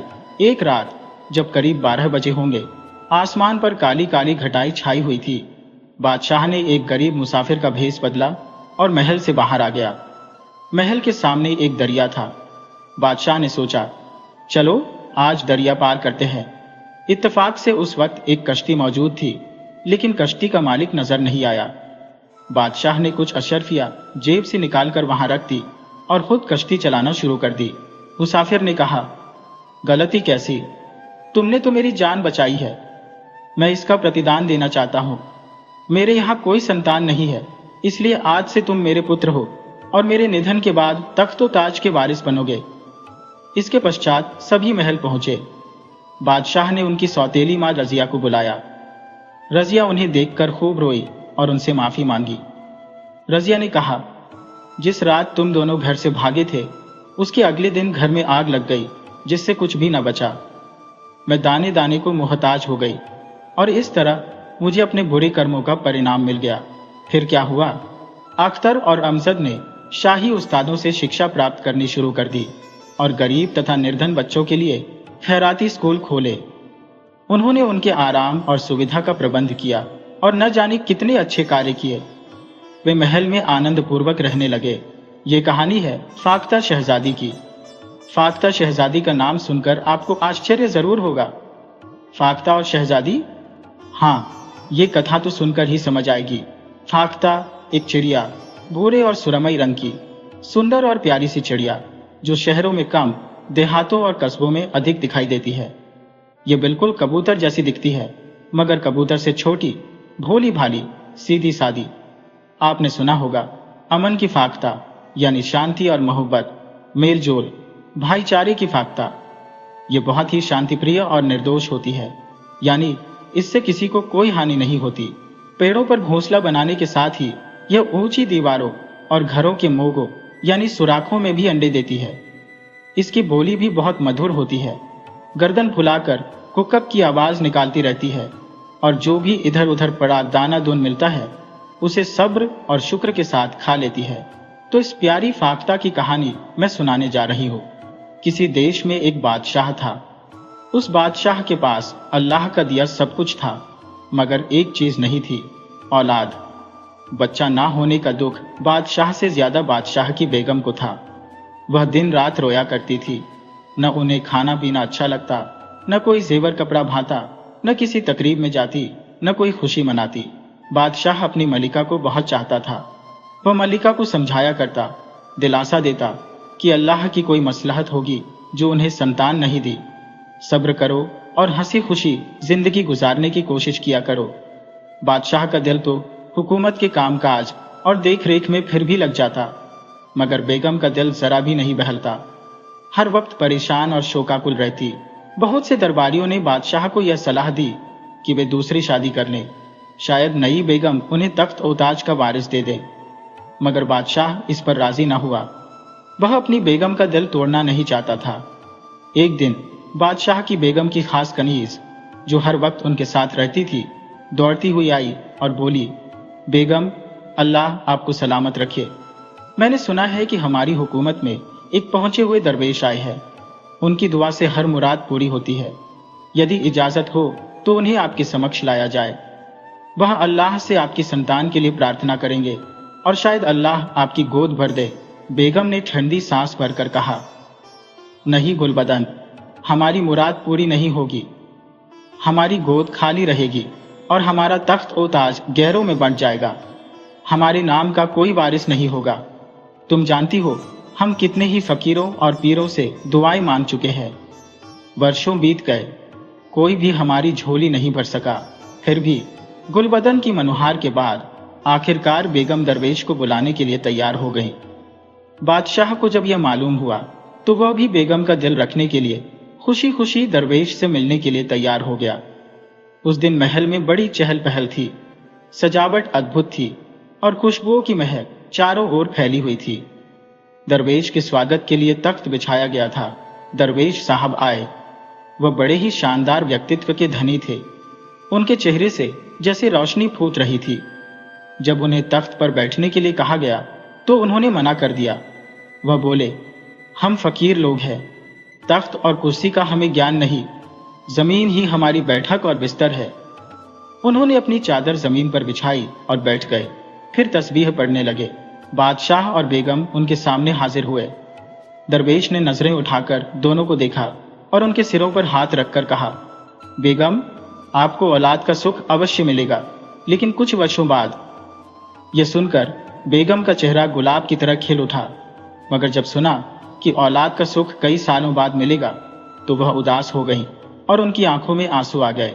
दरवेश ने उनकी स्थिति देखकर तसल्ली भरे लहजे में कहा, सब्र का फल हमेशा मीठा होता है। आपको भी आपके सब्र का मीठा फल मिलेगा, लेकिन जैसा कहा, कुछ सालों बाद।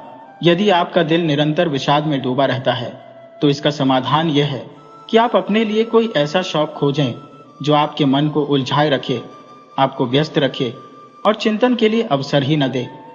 उन्होंने चुप रहकर आगे कहा कि आप एक बाग का निर्माण करवाएं जिसमें बेहतरीन पुष्प हों और उसकी छंटाई अपनी निगरानी में करवाएं। ईश्वर ने आपको बहुत कुछ प्रदान किया है, अतः इस बाग को अद्वितीय सुंदर बनाए। उसमें सुंदर तालाब, फव्वारे बनवाए और विविध प्रकार के पक्षियों को उसमें बसाएं। देखिएगा आपका मन कितना आनंदित रहेगा। जब आप हर वक्त व्यस्त रहेंगी तो चिंतन के लिए समय नहीं मिलेगा और अपने अभाव का एहसास भी नहीं सताएगा कि आपके कोई संतान नहीं है। बादशाह यह सुनकर उत्साहित हो उठा। अरे वाह, क्या युक्ति सुझाई है आपने जनाब। बेगम को चाहिए कि आपके परामर्श पर अमल करें और अपनी खुशियों की प्राप्ति करें। बेगम ने भी उस सुझाव को सराहा और दरवेश साहब का आभार प्रकट किया। कुछ समय बाद दरवेश साहब लौट गए। बेगम ने अगले ही दिन से बाग बनवाने का कार्य आरंभ कर दिया। वह सचमुच अत्यधिक व्यस्त हो गईं। खोज खोज कर श्रेष्ठ पौधे मंगवाए गए और विशाल बाग बनने लगा। हजारों कारीगर और मजदूर काम पर लगा दिए गए। 4-5 महीनों में बाग की चारदीवारी बन गई और संगमरमर से भव्य द्वार स्थापित हुआ। रेशमी घास लगवाई गई और सुंदर पथ तैयार हुआ। चारों ओर फलों के वृक्ष थे, अमरूद, अनार, सेब, केला, संतरा। सूखे मेवों के पेड़ों में काजू, बादाम, अखरोट के वृक्ष थे और अन्य मेवे जो उस देश में खाए जाते थे। इन वृक्षों के साथ कई क्यारियों में भिन्न भिन्न प्रकार के फूलों के पौधे लगे थे। लाल, गुलाबी, बैंगनी, नीले, पीले, बादामी, सफेद, हजारों रंगों के महकते हुए पुष्प। बाग के बीचों बीच एक बहुत सुंदर तालाब भी था, जिसमें रंग बिरंगी मछलियां तैरती फड़कती दिखाई देती थी और बेहतरीन सफेद दूधिया हंसों का एक जोड़ा काम काम करता हुआ तैरता नजर आता था। इतना अद्वितीय बाग था कि देखते ही बनता था। बेगम अपने इस रमणीय बाग की स्वयं देखभाल करती थी और अपने समक्ष सिंचाई गढ़ाई करवाती थी। रोज सुबह बादशाह और बेगम बाग की सैर को निकल जाते थे। घूमते घूमते थक जाते तो संगमरमर से बने हौज के किनारे जाकर बैठते और मछलियों का तमाशा देखकर आनंद लेते। इस प्रकार सचमुच बेगम अपना गम भूल गईं और हर समय प्रसन्न रहने लगी। दिन बीतते गए, फलों के वृक्ष ऊंचे होते गए और फूलों के पौधे घने हो गए। उनमें भिन्न भिन्न प्रकार के फूल आने लगे और जब फलों के वृक्ष फलों से लद गए तो उन पर पक्षियों का आगमन होने लगा। प्यारी प्यारी चिड़िया, नीली, पीली, काली, सफेद, लाल, इनकी चहक से बाग में अद्वितीय जीवंतता आ गई। परंतु इन चिड़ियों ने पेड़ों पर अपने घोंसले भी बनाने शुरू कर दिए। जब बाग की देखभाल करने वाले कर्मचारियों ने इन घोंसलों को हटाने का प्रयास किया तो बेगम ने उन्हें सख्त हिदायत दी। उन्होंने कहा, नहीं, कोई भी घोंसला नहीं हटेगा। खबरदार, जो किसी ने हाथ लगाया या इन चिड़ियों को उड़ाया, इन्हें अपने घोंसले बनाने और बच्चे निकालने दो। यदि इन्हें हटाया गया तो बाग की रौनक खत्म हो जाएगी। अब किसी की हिम्मत नहीं थी कि घोंसलों को हाथ लगाए। बेगम को एक नया व्यस्तता मिल गई। चिड़ियों ने अंडे सेकर मुन्ने मुन्ने बच्चे निकाले। उन चिड़ियों के लिए बेगम अपने हाथों से अनाज के दाने बाग में बिखेर दिया करती थी। चिड़िया उन दानों को चोंच में दबाकर अपने बच्चों को खिलाने ले जाती। बच्चों की नरम नरम महीन महीन चूचू से बाग गूंज उठता। इन हजारों चिड़ियों में फाख्ता के एक जोड़े ने भी एक ऊंचे घने पेड़ में घोंसला बनाया। मादा फाख्ता ने उसमें अंडे दिए, परंतु एक अंडा न जाने कैसे गिरकर टूट गया। अब एक ही अंडा बचा था, जिसे दोनों फाख्ताएं बारी बारी से सेती। अंततः एक नन्हा सा बच्चा अंडे से बाहर आया। बेगम को फाख्ता का यह जोड़ा अत्यधिक प्रिय था। भोले भाले नर और मादा, बिल्कुल कबूतर जैसे। न किसी से लड़ाई न झगड़ा। सारा दिन बाग में मजे से उड़ते और दाना चुगते। फाख्ता बेगम से इतनी घुल मिल गई थी कि जब वह गेहूं या जौ के दाने अपनी हथेली पर रखकर बढ़ाती तो वह उड़कर आती और दाना उठा ले जाती। बेगम को यह सब बड़ा आनंदमय लगता। कई दिन गुजर गए। फाख्ता का बच्चा बड़ा हो गया। उसका कोमल शरीर नरम नरम पंखों से भर गया। अपनी गोल गोल गुलाबी गुलाबी आंखों से जब वह बेगम को देखता तो उनके दिल में गुदगुदी सी होती। कितना भोला और मासूम था वह। यह एक मादा फाख्ता थी और अपनी मां की तरह वह भी बेगम से अत्यधिक परिचित हो गई थी। जब वह उड़ने के काबिल हुई तो बेगम के पुकारने पर आती और उड़कर उनके घुटने या कभी कंधे पर बैठ जाती। बेगम अपनी हथेली पर दाना रखकर उसे खिलाती। इन दानों में किशमिश, बादाम का चूरा, अखरोट का चूरा, ताल मखाने का चूरा और काजू के नन्हे नन्हे टुकड़े होते। इस मेवे को खाकर फाख्ता की बच्ची बहुत तंदुरुस्त, चिकनी और बेहद प्यारी निकल रही थी। बेगम ने उसको फाख्ता शहजादी का नाम दिया था। जब वो उसको आवाज देती तो फाख्ता शहजादी बाग में जहां कहीं भी होती उड़ती हुई उनके पास आ जाती। बादशाह भी इस फाख्ता शहजादी से बेहद स्नेह करने लगे थे, क्योंकि उसकी वजह से बेगम बहुत प्रसन्न रहने लगी थी। अब उन्हें संतान न होने का कोई दुख नहीं रहता था। एक दिन उन्होंने कहा, मैं अपनी फाख्ता बेटी के लिए घुंघरूदार छल्ले बनवाना चाहती हूँ, बादशाह सलामत, ताकि जब वह उड़े तो छन मन की ध्वनि से बाग में एक अनोखी चहल पहल हो। बादशाह प्रसन्न होकर बोले, बिल्कुल बनवाओ, हमें भी बड़ा अच्छा लगेगा। देखते ही देखते सोने के घुंघरूदार छल्ले बनकर आ गए, जिनमें हीरे और याकूत जड़े हुए थे। बेगम ने बड़े स्नेह से फाख्ता बच्ची को पकड़ा और उसके नाजुक पंजों में घुंघरू डाल दिए। पहले तो फाख्ता बच्ची थोड़ी घबराई, मगर फिर आराम से चलने और उड़ने लगी।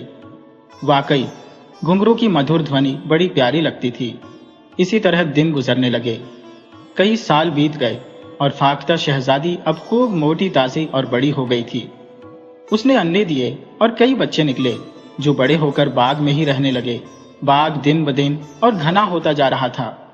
लोग दूर दूर से उसे देखने आते और बेगम की इजाजत लेकर उसकी सैर करते। उस बाग का नाम बेगम का बाग पुकारा जाने लगा। उसके गुलाब के फूल मशहूर थे, बड़े और बेहद खुशबूदार। एक दिन पड़ोसी मुल्क का एक शहजादा बाग देखने आया।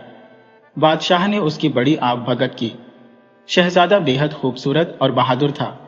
वह जल्द ही अपने बादशाह पिता की जगह तख्त पर बैठने वाला था। बेगम भी उसके आने से बहुत प्रसन्न हुई और शहजादे को बाग की सैर कराते हुए फूल पौधे दिखा रही थी। तभी शहजादे ने एक मधुर छन छन की आवाज सुनी, जैसे कोई लड़की पायल पहने धीरे धीरे चल रही हो। शहजादा इधर उधर देखने लगा, मगर कोई नजर नहीं आया। वह थोड़ा और आगे बढ़ा तो फिर वही आवाज सुनाई दी। घुंघरू छनक रहे थे। शहजादे ने झिझकते हुए बेगम से पूछा, बेगम साहिबा, ये घुंघरू की आवाज कहां से आ रही है? क्या हमारे और आपके अलावा कोई और भी यहाँ टहल रहा है? बेगम को शरारत सूझी। हंसकर बोली, हाँ शहजादे, मेरी बच्ची भी बाग की सैर कर रही है। शहजादा बोला, क्या वह बहुत छोटी सी है? बेगम साहिबा मुस्कुराते हुए बोली, माँ बाप को अपना बच्चा हमेशा बच्चा ही मालूम होता है, चाहे वह बूढ़ा ही क्यों ना हो जाए। बेगम ने अपनी फाख्ता को देख लिया, जो आराम से घास पर टहल रही थी। उसके नाजुक पैरों में पड़े घुंघरू छनक रहे थे। फिर वह उड़कर पेड़ पर बैठी तो छन छन की आवाज और तेज हो गई। शहजादे को यह आवाज बहुत भली लगी। उसने सोचा कि बेगम उसे बता नहीं रही है। उनकी बच्ची अच्छी खासी बड़ी होगी और शायद बेगम की तरह ही खूबसूरत भी होगी। शहजादे ने सोचा, अगर हमारी शादी इसके साथ हो जाए तो क्या कहना। हम भी अपने माँ बाप के अकेले हैं और ये बच्ची भी अपने माँ बाप की अकेली है। यानी वह सल्तनत भी हमारी और ये सल्तनत भी हमारी। हमारी अम्मा बेगम अब बहुत बीमार रहने लगी है और उन्होंने अभी कल ही कहा था कि उनके सामने हमारी शादी हो जाए तो उनकी ख्वाहिश पूरी हो जाएगी। ठीक है, हम अम्मा बेगम से जाकर बात करेंगे। शहजादा वापस अपने मुल्क गया और अपनी अम्मा बेगम को सारी बात बताई। उसकी अम्मा बेगम की खुशी का ठिकाना नहीं रहा। लो भाई, दोनों हाथों में लड्डू बैठे बिठाए एक और सल्तनत मिल जाएगी। उन्होंने बादशाह से जिक्र किया तो वह भी तैयार हो गए। उधर जब बादशाह और बेगम को शहजादे का रिश्ता उनकी बच्ची के लिए आया तो वे हैरान रह गए। हमारी बच्ची? बादशाह ने बोलना चाहा, मगर बेगम ने उनका हाथ दबा दिया और बोली, यह हमारी खुशनसीबी है कि ऐसा अच्छा रिश्ता हमारी बेटी के लिए आया है। हमें शहजादा आली कदर दिल से पसंद है, मगर हमारी बेटी अभी छोटी है, कुल 10 बरस की। हम उसे अभी कैसे ब्याह दें? हाँ, अगर बादशाह आली जहाँ कुछ बरस इंतजार करें तो हम बखुदा कर देंगे। जो लोग पैगाम लेकर आए थे उनको ढेरों इनाम मिला और वे वापस अपने बादशाह के पास गए। मलका बेगम की बात सुनकर बादशाह आली जहाँ ने कहा, शहजादी 10 बरस की है और हमारा बेटा 1-6-17 बरस का है। कोई खास फर्क नहीं है। बेगम से जाकर अर्ज करो कि उनकी बेटी हमारी बेटी है। वह शादी के बाद हमारे साथ बिल्कुल बेटी की तरह रहेगी, खाएगी, खेलेगी। हमारी बेगम की तबीयत ठीक नहीं रहती है। उनकी यह ख्वाहिश है कि उनके सामने उनके बेटे के सर पर सिहरा बंध जाए, इसलिए हमारी दरख्वास्त कबूल कर ली जाए। उधर बादशाह सलामत बेहद परेशान थे। वह बार बार अपनी बेगम से कहते थे, बेगम, आपने ये कैसा मजाक किया है? जब हमारी कोई बेटी ही नहीं है तो हम उसकी शादी कैसे करेंगे? क्या होगा इस मजाक का अंजाम? हम ये सोचकर डरते हैं। बेगम भी थोड़ी परेशान हुई, मगर ज्यादा नहीं। उनको न जाने क्यों दरवेश की बात बार बार याद आ रही थी। आपको औलाद मिलेगी, मगर कुछ अरसे के बाद। आप फिक्र न करें, हम अपने इस मजाक को निभाएंगे और किसी को पता भी नहीं चलेगा। बादशाह अलीजा के कासद एक पैगाम लेकर आए। बेगम ने शर्त रखी, ठीक है, हमें शादी मंजूर है, मगर हमारी एक मजबूरी यह है कि जब हमारी बच्ची पैदा होने वाली थी, एक दरवेश ने ताकीद की थी कि 12 बरस तक उस बच्चे को लोगों की नजरों से छुपा कर रखा जाए। कोई भी उसकी सूरत न देखे, न उसकी बोली सुने, वरना बच्ची की जान को खतरा होगा और उसके माँ बाप और घर बार पर भी मुसीबत आ जाएगी। या तो कोई जिंदा न बचेगा, और अगर जिंदा रह भी गया तो मुफलिस होकर दर दर भटकेगा। अब बादशाह अलीजा सोच समझ ले, अगर हमारी शर्त मंजूर है तो हम शादी करेंगे। शर्त यह थी कि शहजादी शादी होकर ससुराल जाएगी, मगर उसे न कोई देखेगा, न उसकी आवाज सुनेगा। उसके लिए अलग महल रहेगा और उसके साथ सिर्फ उसकी खलाई यानी अन्ना रहेगी। वही उसकी देखभाल करेगी, वही खाना बनाएगी। बाकी मुलाजिम बाहरी कामकाज करेंगे। शहजादी के खास कमरे की तरफ कोई नहीं जाएगा, न कभी उसे देखने की कोशिश करेगा। यहां तक कि उसका शौहर शहजादा भी उसे 2 बरस से पहले नहीं देख सकेगा। ये अजीबोगरीब शर्त बादशाह अलीजा और उनके शहजादे ने मंजूर कर ली। शहजादी के लिए एक महल बनवाया गया जो बिल्कुल अलग और बेहद खूबसूरत था, मगर शहर से दूर एक वीरान जगह पर था, ताकि कोई उसकी आवाज न सुन सके, न उसे देख सके। महल में न कोई खिड़की थी, न रोशनदान, बस एक दरवाजा जो हर वक्त बंद रहता था। मुलाजिम बाहरी हिस्से में रहते थे। शादी हुई, जैसी कि शाहों बादशाहों की शादियां होती हैं। इस कदर जहेज मिला कि बादशाह अलीजा के महल में जगह न रही।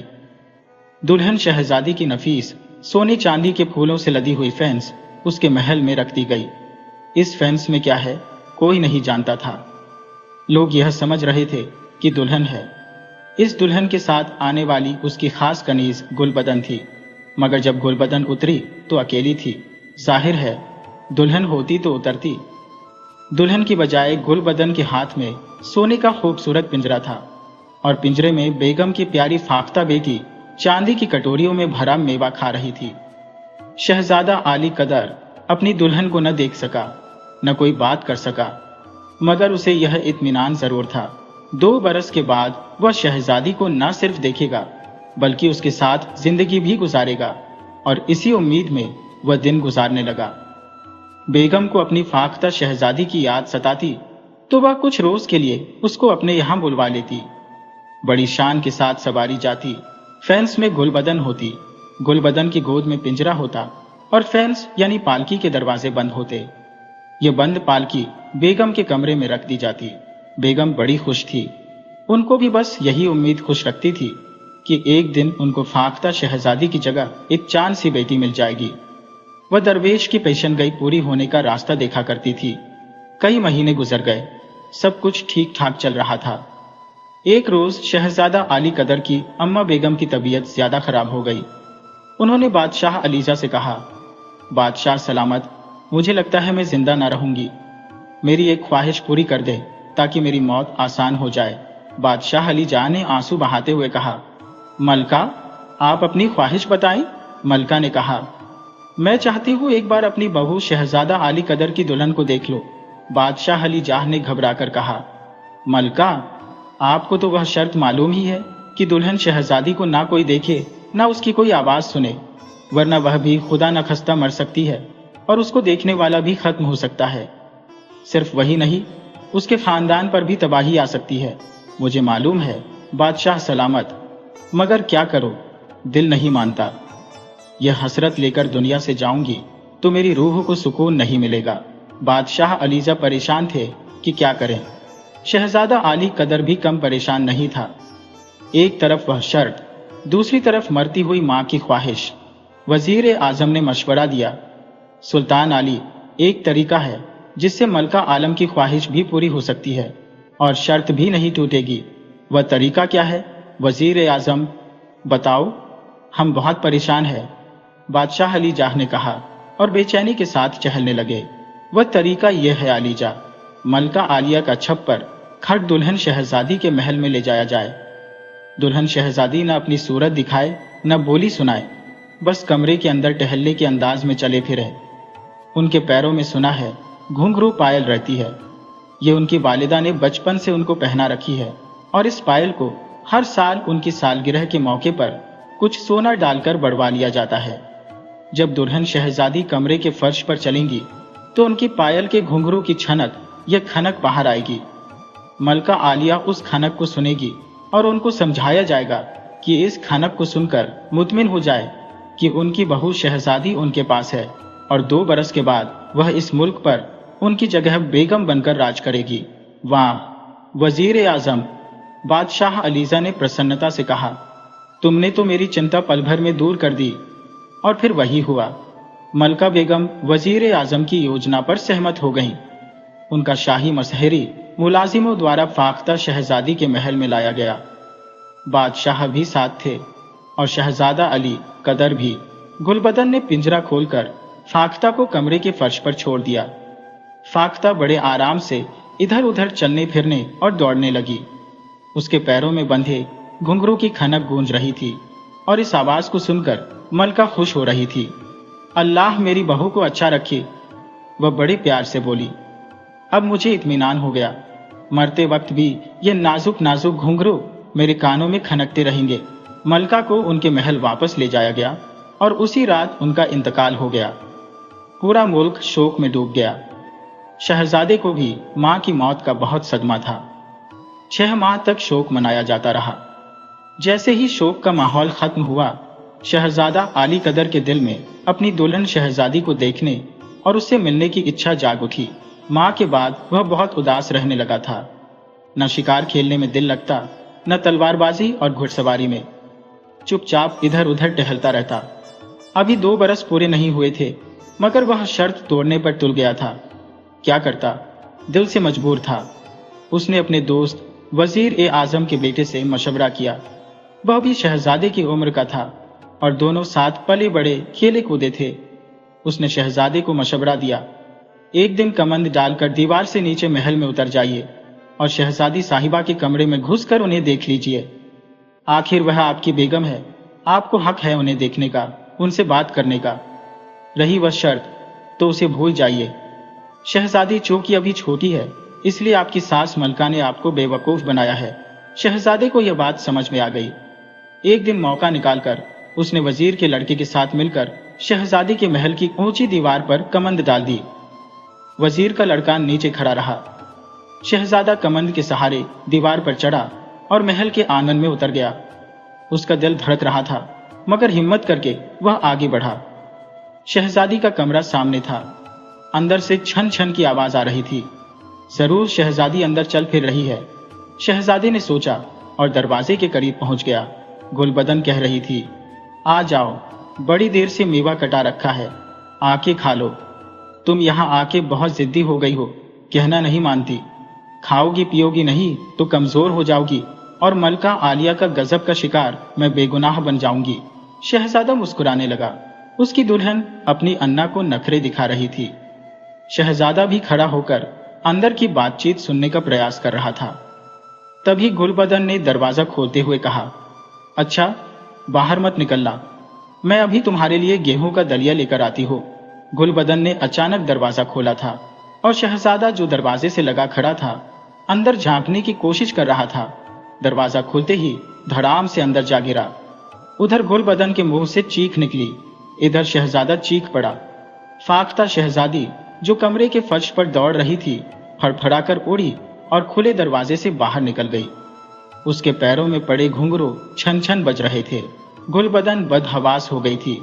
वह चिल्लाती हुई फाख्ता के पीछे दौड़ी, अरे मैं मर गई, हाय मैं लुट गई। अरे कहाँ जा रही है शहजादी, मेरे ऊपर रहम कर, मलका आलिया मुझे जिंदा नहीं छोड़ेगी। अपनी चोट भूलकर शहजादा आली कदर भी हैरान और परेशान दौड़ पड़ा। वो कुछ भी समझ नहीं पा रहा था। शहजादी कहाँ है, ये चिड़िया कैसी थी, कहाँ थी जो उड़कर निकली है। बाहर आकर उसने देखा एक बहुत खूबसूरत तंदुरुस्त चिकनी फाख्ता महल की दीवार पर बैठी थी। शहजादी कहाँ है? शहजादा अली कदर ने घबराकर पूछा। गुलबदन को जैसे होश आ गया। उसने फटी फटी आंखों से शहजादे को देखा। अभी तक उसे बेगम के जलाल का डर था, मगर अब फाख्ता शहजादी का राज खुल जाने के डर ने उसे हिला दिया। फाख्ता फड़फड़ाकर उड़ी और पता नहीं किधर निकल गई। उसके घुंघरू की खनक कुछ देर तक सुनाई देने के बाद बंद हो गई। शहजादे ने गुलबदन की तरफ देखा। गुलबदन के दिमाग में एक बिजली सी कौंध गई। अभी वक्त गया नहीं था, उसके हाथ में था। उसने एक लंबी ऊंची चीख मारी और अपने बाल नचाती हुई पागलों की तरह चीखने और रोने लगी। शहजादे, गजब कर दिया आपने, शर्त तोड़ दी। अभी 2 साल पूरे नहीं हुए थे कि शहजादी का पर्दा खोल दिया। अरे शहजादे साहब, ये फाख्ता जो अभी उड़कर गई है हमारी शहजादी थी। शहजादी? शहजादा हैरत से बोला। हाँ हाँ, शहजादी। दरवेश ने कहा था कि अगर 12 बरस पहले किसी की नजर शहजादी पर पड़ गई तो वह परिंदा बन जाएगी। हाय शहजादे, ये आपने क्या किया? मगर मैं तो उसे देख भी नहीं पाया, शहजादे ने बोलना चाहा। अरे आपने नहीं देखा, उसकी नजर तो पड़ गई आप पर। दरवेश ने बताया था कि अगर किसी ने उसे देखा या उसकी नजर किसी इंसान पर पड़ी तो वह परिंदा बनकर उड़ जाएगी। हाय, तभी वह एकदम फड़फड़ाकर उड़ी थी। उसने आपको देख लिया था। अरे अब मैं क्या करूं? बेगम को यह स्याह चेहरा किस तरह दिखाऊं? वह जमीन पर गिरकर रोने लगी और लौटने लगी। उसके आंसू झूठे थे, वह जबरदस्त अभिनय कर रही थी। हाय, मेरी शहजादी चली गई, उड़ गई, परिंदा बन गई। अब मैं बेगम को क्या चेहरा दिखाऊंगी? अरे शहजादे साहब, बादशाह सलामत मुझे जमीन में जिंदा गाड़ देंगे, मेरे ऊपर शिकारी कुत्ते छोड़ देंगे। शहजादा बेचारा इस कदर घबराया कि वहां से भाग निकला। ये घटना जब बादशाह अलीजा को मालूम हुई, उन्होंने गुलबदन को बुलवाया। गुलबदन हाल से बेहाल बादशाह के सामने पहुंची और धड़ाम से जमीन पर गिरकर बेहोश हो गई। बड़े जतन के बाद उसे होश आया। तब बादशाह ने कुरेद कुरेद कर उससे पूछा। उसने वही कहानी बताई जो बेगम ने उसे रटा दी थी। न शहजादे ने देखने की गलती की होती, न वह परिंदा बनती। गुलबदन बस यही रटे जा रही थी। बादशाह अलीजा को भी इस कहानी पर यकीन करना पड़ा। उन्होंने शहजादा अली कदर को बहुत डांटा, बहुत बुरा भला कहा, मगर होता भी क्या? ज्यादा कहते सुनते तो शहजादा गुस्से में आकर कहीं चला जाता और एक ही इकलौता लाडला बेटा था, वह भी उनकी प्यारी बेगम की निशानी। सब्र करके बैठ गए। गुलबदन ने उनसे दरख्वास्त की कि उसे वापस उसके मुल्क भेज दिया जाए। अब उसके यहाँ रहने का कोई मतलब भी नहीं था, इसलिए उसे वापस कर दिया गया।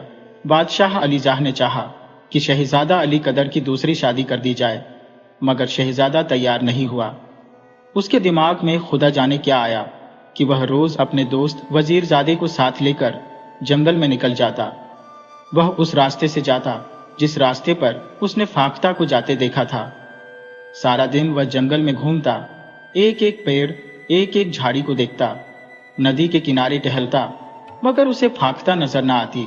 बादशाह अलीजाह ने उसे मना करना या टोकना मुनासिब नहीं समझा। उनका ख्याल था कि शहजादे की यह दीवानगी वक्ती है, कुछ रोज के बाद वह खुद घबरा जाएगा। इस तरह बहुत सारे दिन गुजर गए। अब सुनो बेगम का जिक्र। जब गुलबदन ने वहां पहुंचकर यह सब हाल बताया तो बेगम ने दिल थाम लिया। एक तो अपनी प्यारी फाख्ता का गम, दूसरे इस बात का गम कि दरवेश ने गलत कहा था। 10 साल हो चुके थे, औलाद की आरजू पूरी नहीं हुई थी। औलाद की तरफ पाली हुई फाख्ता भी हाथ से जा चुकी थी। उनको फिर दुखों ने घेरा। अपने बाग में वह जाती जरूर, मगर अब वह खुशी नहीं रही थी। चुपचाप एक जगह बैठी इधर उधर देखा करती। बादशाह सलामत ने बहुत समझाया, मगर उनकी हालत न बदली। गुलबदन हर वक्त उनके साथ रहा करती और उनकी यह हालत देखकर कुर्ती रहती। एक रोज बेगम बाग में टहल रही थी कि फाटक पर कुछ शोर और गुल सा हुआ। पहरेदार किसी को डांट रहे थे। बेगम ने गुलबदन से कहा, जाओ देखो यह शोर कैसा है। वह जल्दी जल्दी फाटक की तरफ दौड़ी। बेगम आगे बढ़कर हौज के किनारे बैठ गई और खाली खाली नजरों से तैरती हुई रंगीन मछलियों को देखने लगी। अचानक उन्हें ऐसा प्रतीत हुआ कि उनकी प्यारी फाख्ता कहीं आसपास ही चल रही है। घुंघरू की आवाज सुनकर वे चौंक कर खड़ी हो गईं और बेख्याली में उनके मुंह से निकला, मेरी बच्ची, कहाँ हो तुम? तभी एक मीठी और नरम आवाज आई, मैं यहाँ हूं अम्मा बेगम, आपके पास। घुंघरू जोर जोर से छनकने लगे और साथ ही गुलबदन की खुशी से कांपती हुई आवाज उभरी, मल्लिका आलिया का इकबाल बुलंद हो, आपको अल्लाह ने पली पलाई बेटी अता की है। बेगम को अपनी आंखों पर विश्वास नहीं हो रहा था। उन्होंने बाएं हाथ से अपने दाहिने बाजू पर जोर से चुटकी काटी। बेहद गोरी चिट्टी 10-11 वर्ष की एक लड़की, जिसके गालों पर गुलाब खिल रहे थे, जिसकी आंखों में हीरे जैसी चमक थी और जिसके लंबे लंबे स्याह बाल सावन भादों की घटाओं की तरह झूम रहे थे, सुर्ख रंग के लिबास में उनके सामने खड़ी मुस्कुरा रही थी। ये लड़की, बेगम हकलाते हुए बोली। गुलबदन ने हंसकर लड़की का हाथ पकड़ा और बेगम की तरफ धकेला। अल्लाह ने दी है आपको बेटी, ठीक 10 साल के बाद। दरवेश साहब ने कहा था ना कि औलाद का सुख मिलेगा आपको। बेगम खुशी के मारे फूली नहीं समा रही थी। उन्होंने दोनों हाथ फैलाकर लड़की को अपने सीने से लगा लिया। लड़की के जिस्म से गुलाब के फूलों की महक आ रही थी और बाल जूही के फूलों की तरह खुशबुएं लुटा रहे थे। लड़की भी बड़ी मोहब्बत के साथ उनसे लिपट गई। माँ, मेरी माँ, वह बार बार कह रही थी और बेगम का मुंह चूम रही थी। मैं आपकी फाख्ता हूँ, आपने मुझे नहीं पहचाना, मगर मैंने आपको पहचान लिया है। मेरी बच्ची, मेरी शहजादी, बेगम ने कहा। ये बता, तू कैसे आई, किधर से आई? लंबा किस्सा है, आराम से बैठिए तो सुनाओ। लड़की ने उत्तर दिया। यह सब बातें हो ही रही थी कि बादशाह सलामत भी तशरीफ लाए। वे हैरान भी थे और खुश भी। देखा बेगम, मैंने कहा था ना आपको कि आपके सब्र का फल मिलेगा। देखिए, मिल गई आपको गुलाब के फूल जैसी बेटी। बादशाह ने भी लड़की को गले लगाया। फिर आराम से सब लोग बैठकर फाख्ता शहजादी की कहानी सुनने लगे। शहजादी बताने लगी। मैं अपने कमरे से बाहर निकली और दीवार पर बैठी तो शहजादे को अपनी तरफ आते देखकर घबरा गई। इसी घबराहट में उड़ती उड़ती शहर से निकलकर जंगल में पहुंच गई। एक ऊंचे पेड़ पर बैठकर मैंने सांस बराबर की। फिर अम्मा बेगम को याद करके रोने लगी। उस पेड़ के नीचे एक दरवेश साहब कंबल बिछाए बैठे इबादत कर रहे थे। मेरी आंखों से आंसू बारिश के कतरे की तरह उन पर गिरे तो उन्होंने सर उठाकर मेरी तरफ देखा। तुम क्यों रो रही हो, प्यारी फाख्ता? उन्होंने शहद की तरह मीठे लहजे में मुझसे पूछा। मैंने सिसक कर कहा, जनाब, मैं अपनी माँ बेगम से बिछड़ गई हूँ और अब उनसे मिलने की कोई उम्मीद भी नहीं है। इस लक्कोदक जंगल में मेरा दिल घबरा रहा है। बताइए, रो नहीं तो क्या करूं? दरवेश साहब के होठों पर एक मुस्कान उभरी। उन्होंने कहा, तुम बेगम की पुत्री हो, है ना? मैंने उनसे कहा था कि एक दिन उन्हें संतान का सुख अवश्य मिलेगा और आज शायद वह समय आ गया है। आओ, नीचे आओ, भयभीत मत हो। उनके कहने पर मैं डरते डरते उनके पास उतर आई। उन्होंने मुझे पुचकारा और मेरे शरीर पर हाथ फेरा। बड़ी देर तक कुछ पढ़ते रहे, फिर अपने गले से उतारकर ये माला मेरे गले में डाल दी। लड़की ने अपने नाजुक नाजुक गोरे गोरे गले में पड़ी स्याह दानों की तस्बीह नुमा माला दिखाई। जैसे ही यह माला मेरे गले में आई, मैं फाख्ता से इस रूप में आ गई। लड़की बड़े भोलेपन से बता रही थी। मैं तो बहुत डर गई थी बेगम, मगर दरवेश साहब ने मुझे समझाया कि तुम मल्लिका की बेटी बनकर आई हो। अब अपने माँ बाप का नाम रोशन करना, उनका दिल खुश करना और अपने ससुराल में भी सबको खुश रखना, सबकी इज्जत करना, कोई बेजा जिद न करना, कभी गरूर और घमंड न करना और इस माला को हमेशा अपने गले में रखना। मुझे भूख लगी तो दरवेश साहब ने अपने झोले से निकालकर मुझे एक रोटी और थोड़ा सा नमक दिया। मैंने वह खाया। आह, क्या बताऊं, इस सूखी रोटी में कितना मजा था। आज भी मेरी जुबान पर वह स्वाद बाकी है। तुम यहां तक कैसे आ गई मेरी बच्ची? बेगम ने पूछा। वही दरवेश साहब मुझे अपने साथ लाए थे।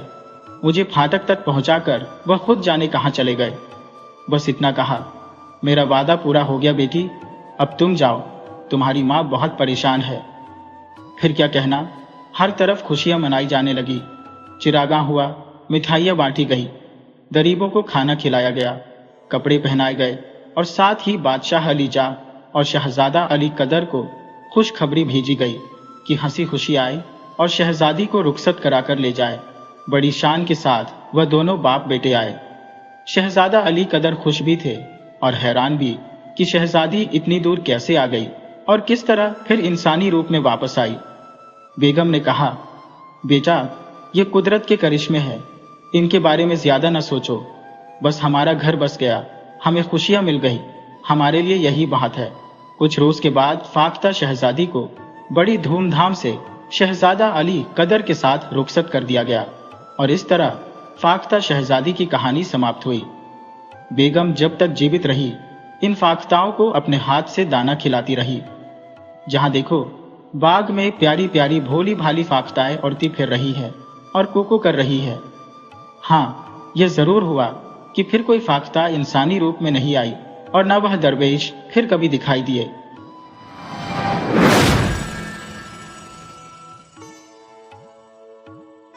वीडियो अच्छी लगी हो तो इसे लाइक करें और ऐसे ही मज़ेदार कहानियों के लिए चैनल को सब्सक्राइब करें और बेल आइकन दबाएं। ज़्यादा से ज़्यादा अपने दोस्तों को शेयर करें। धन्यवाद।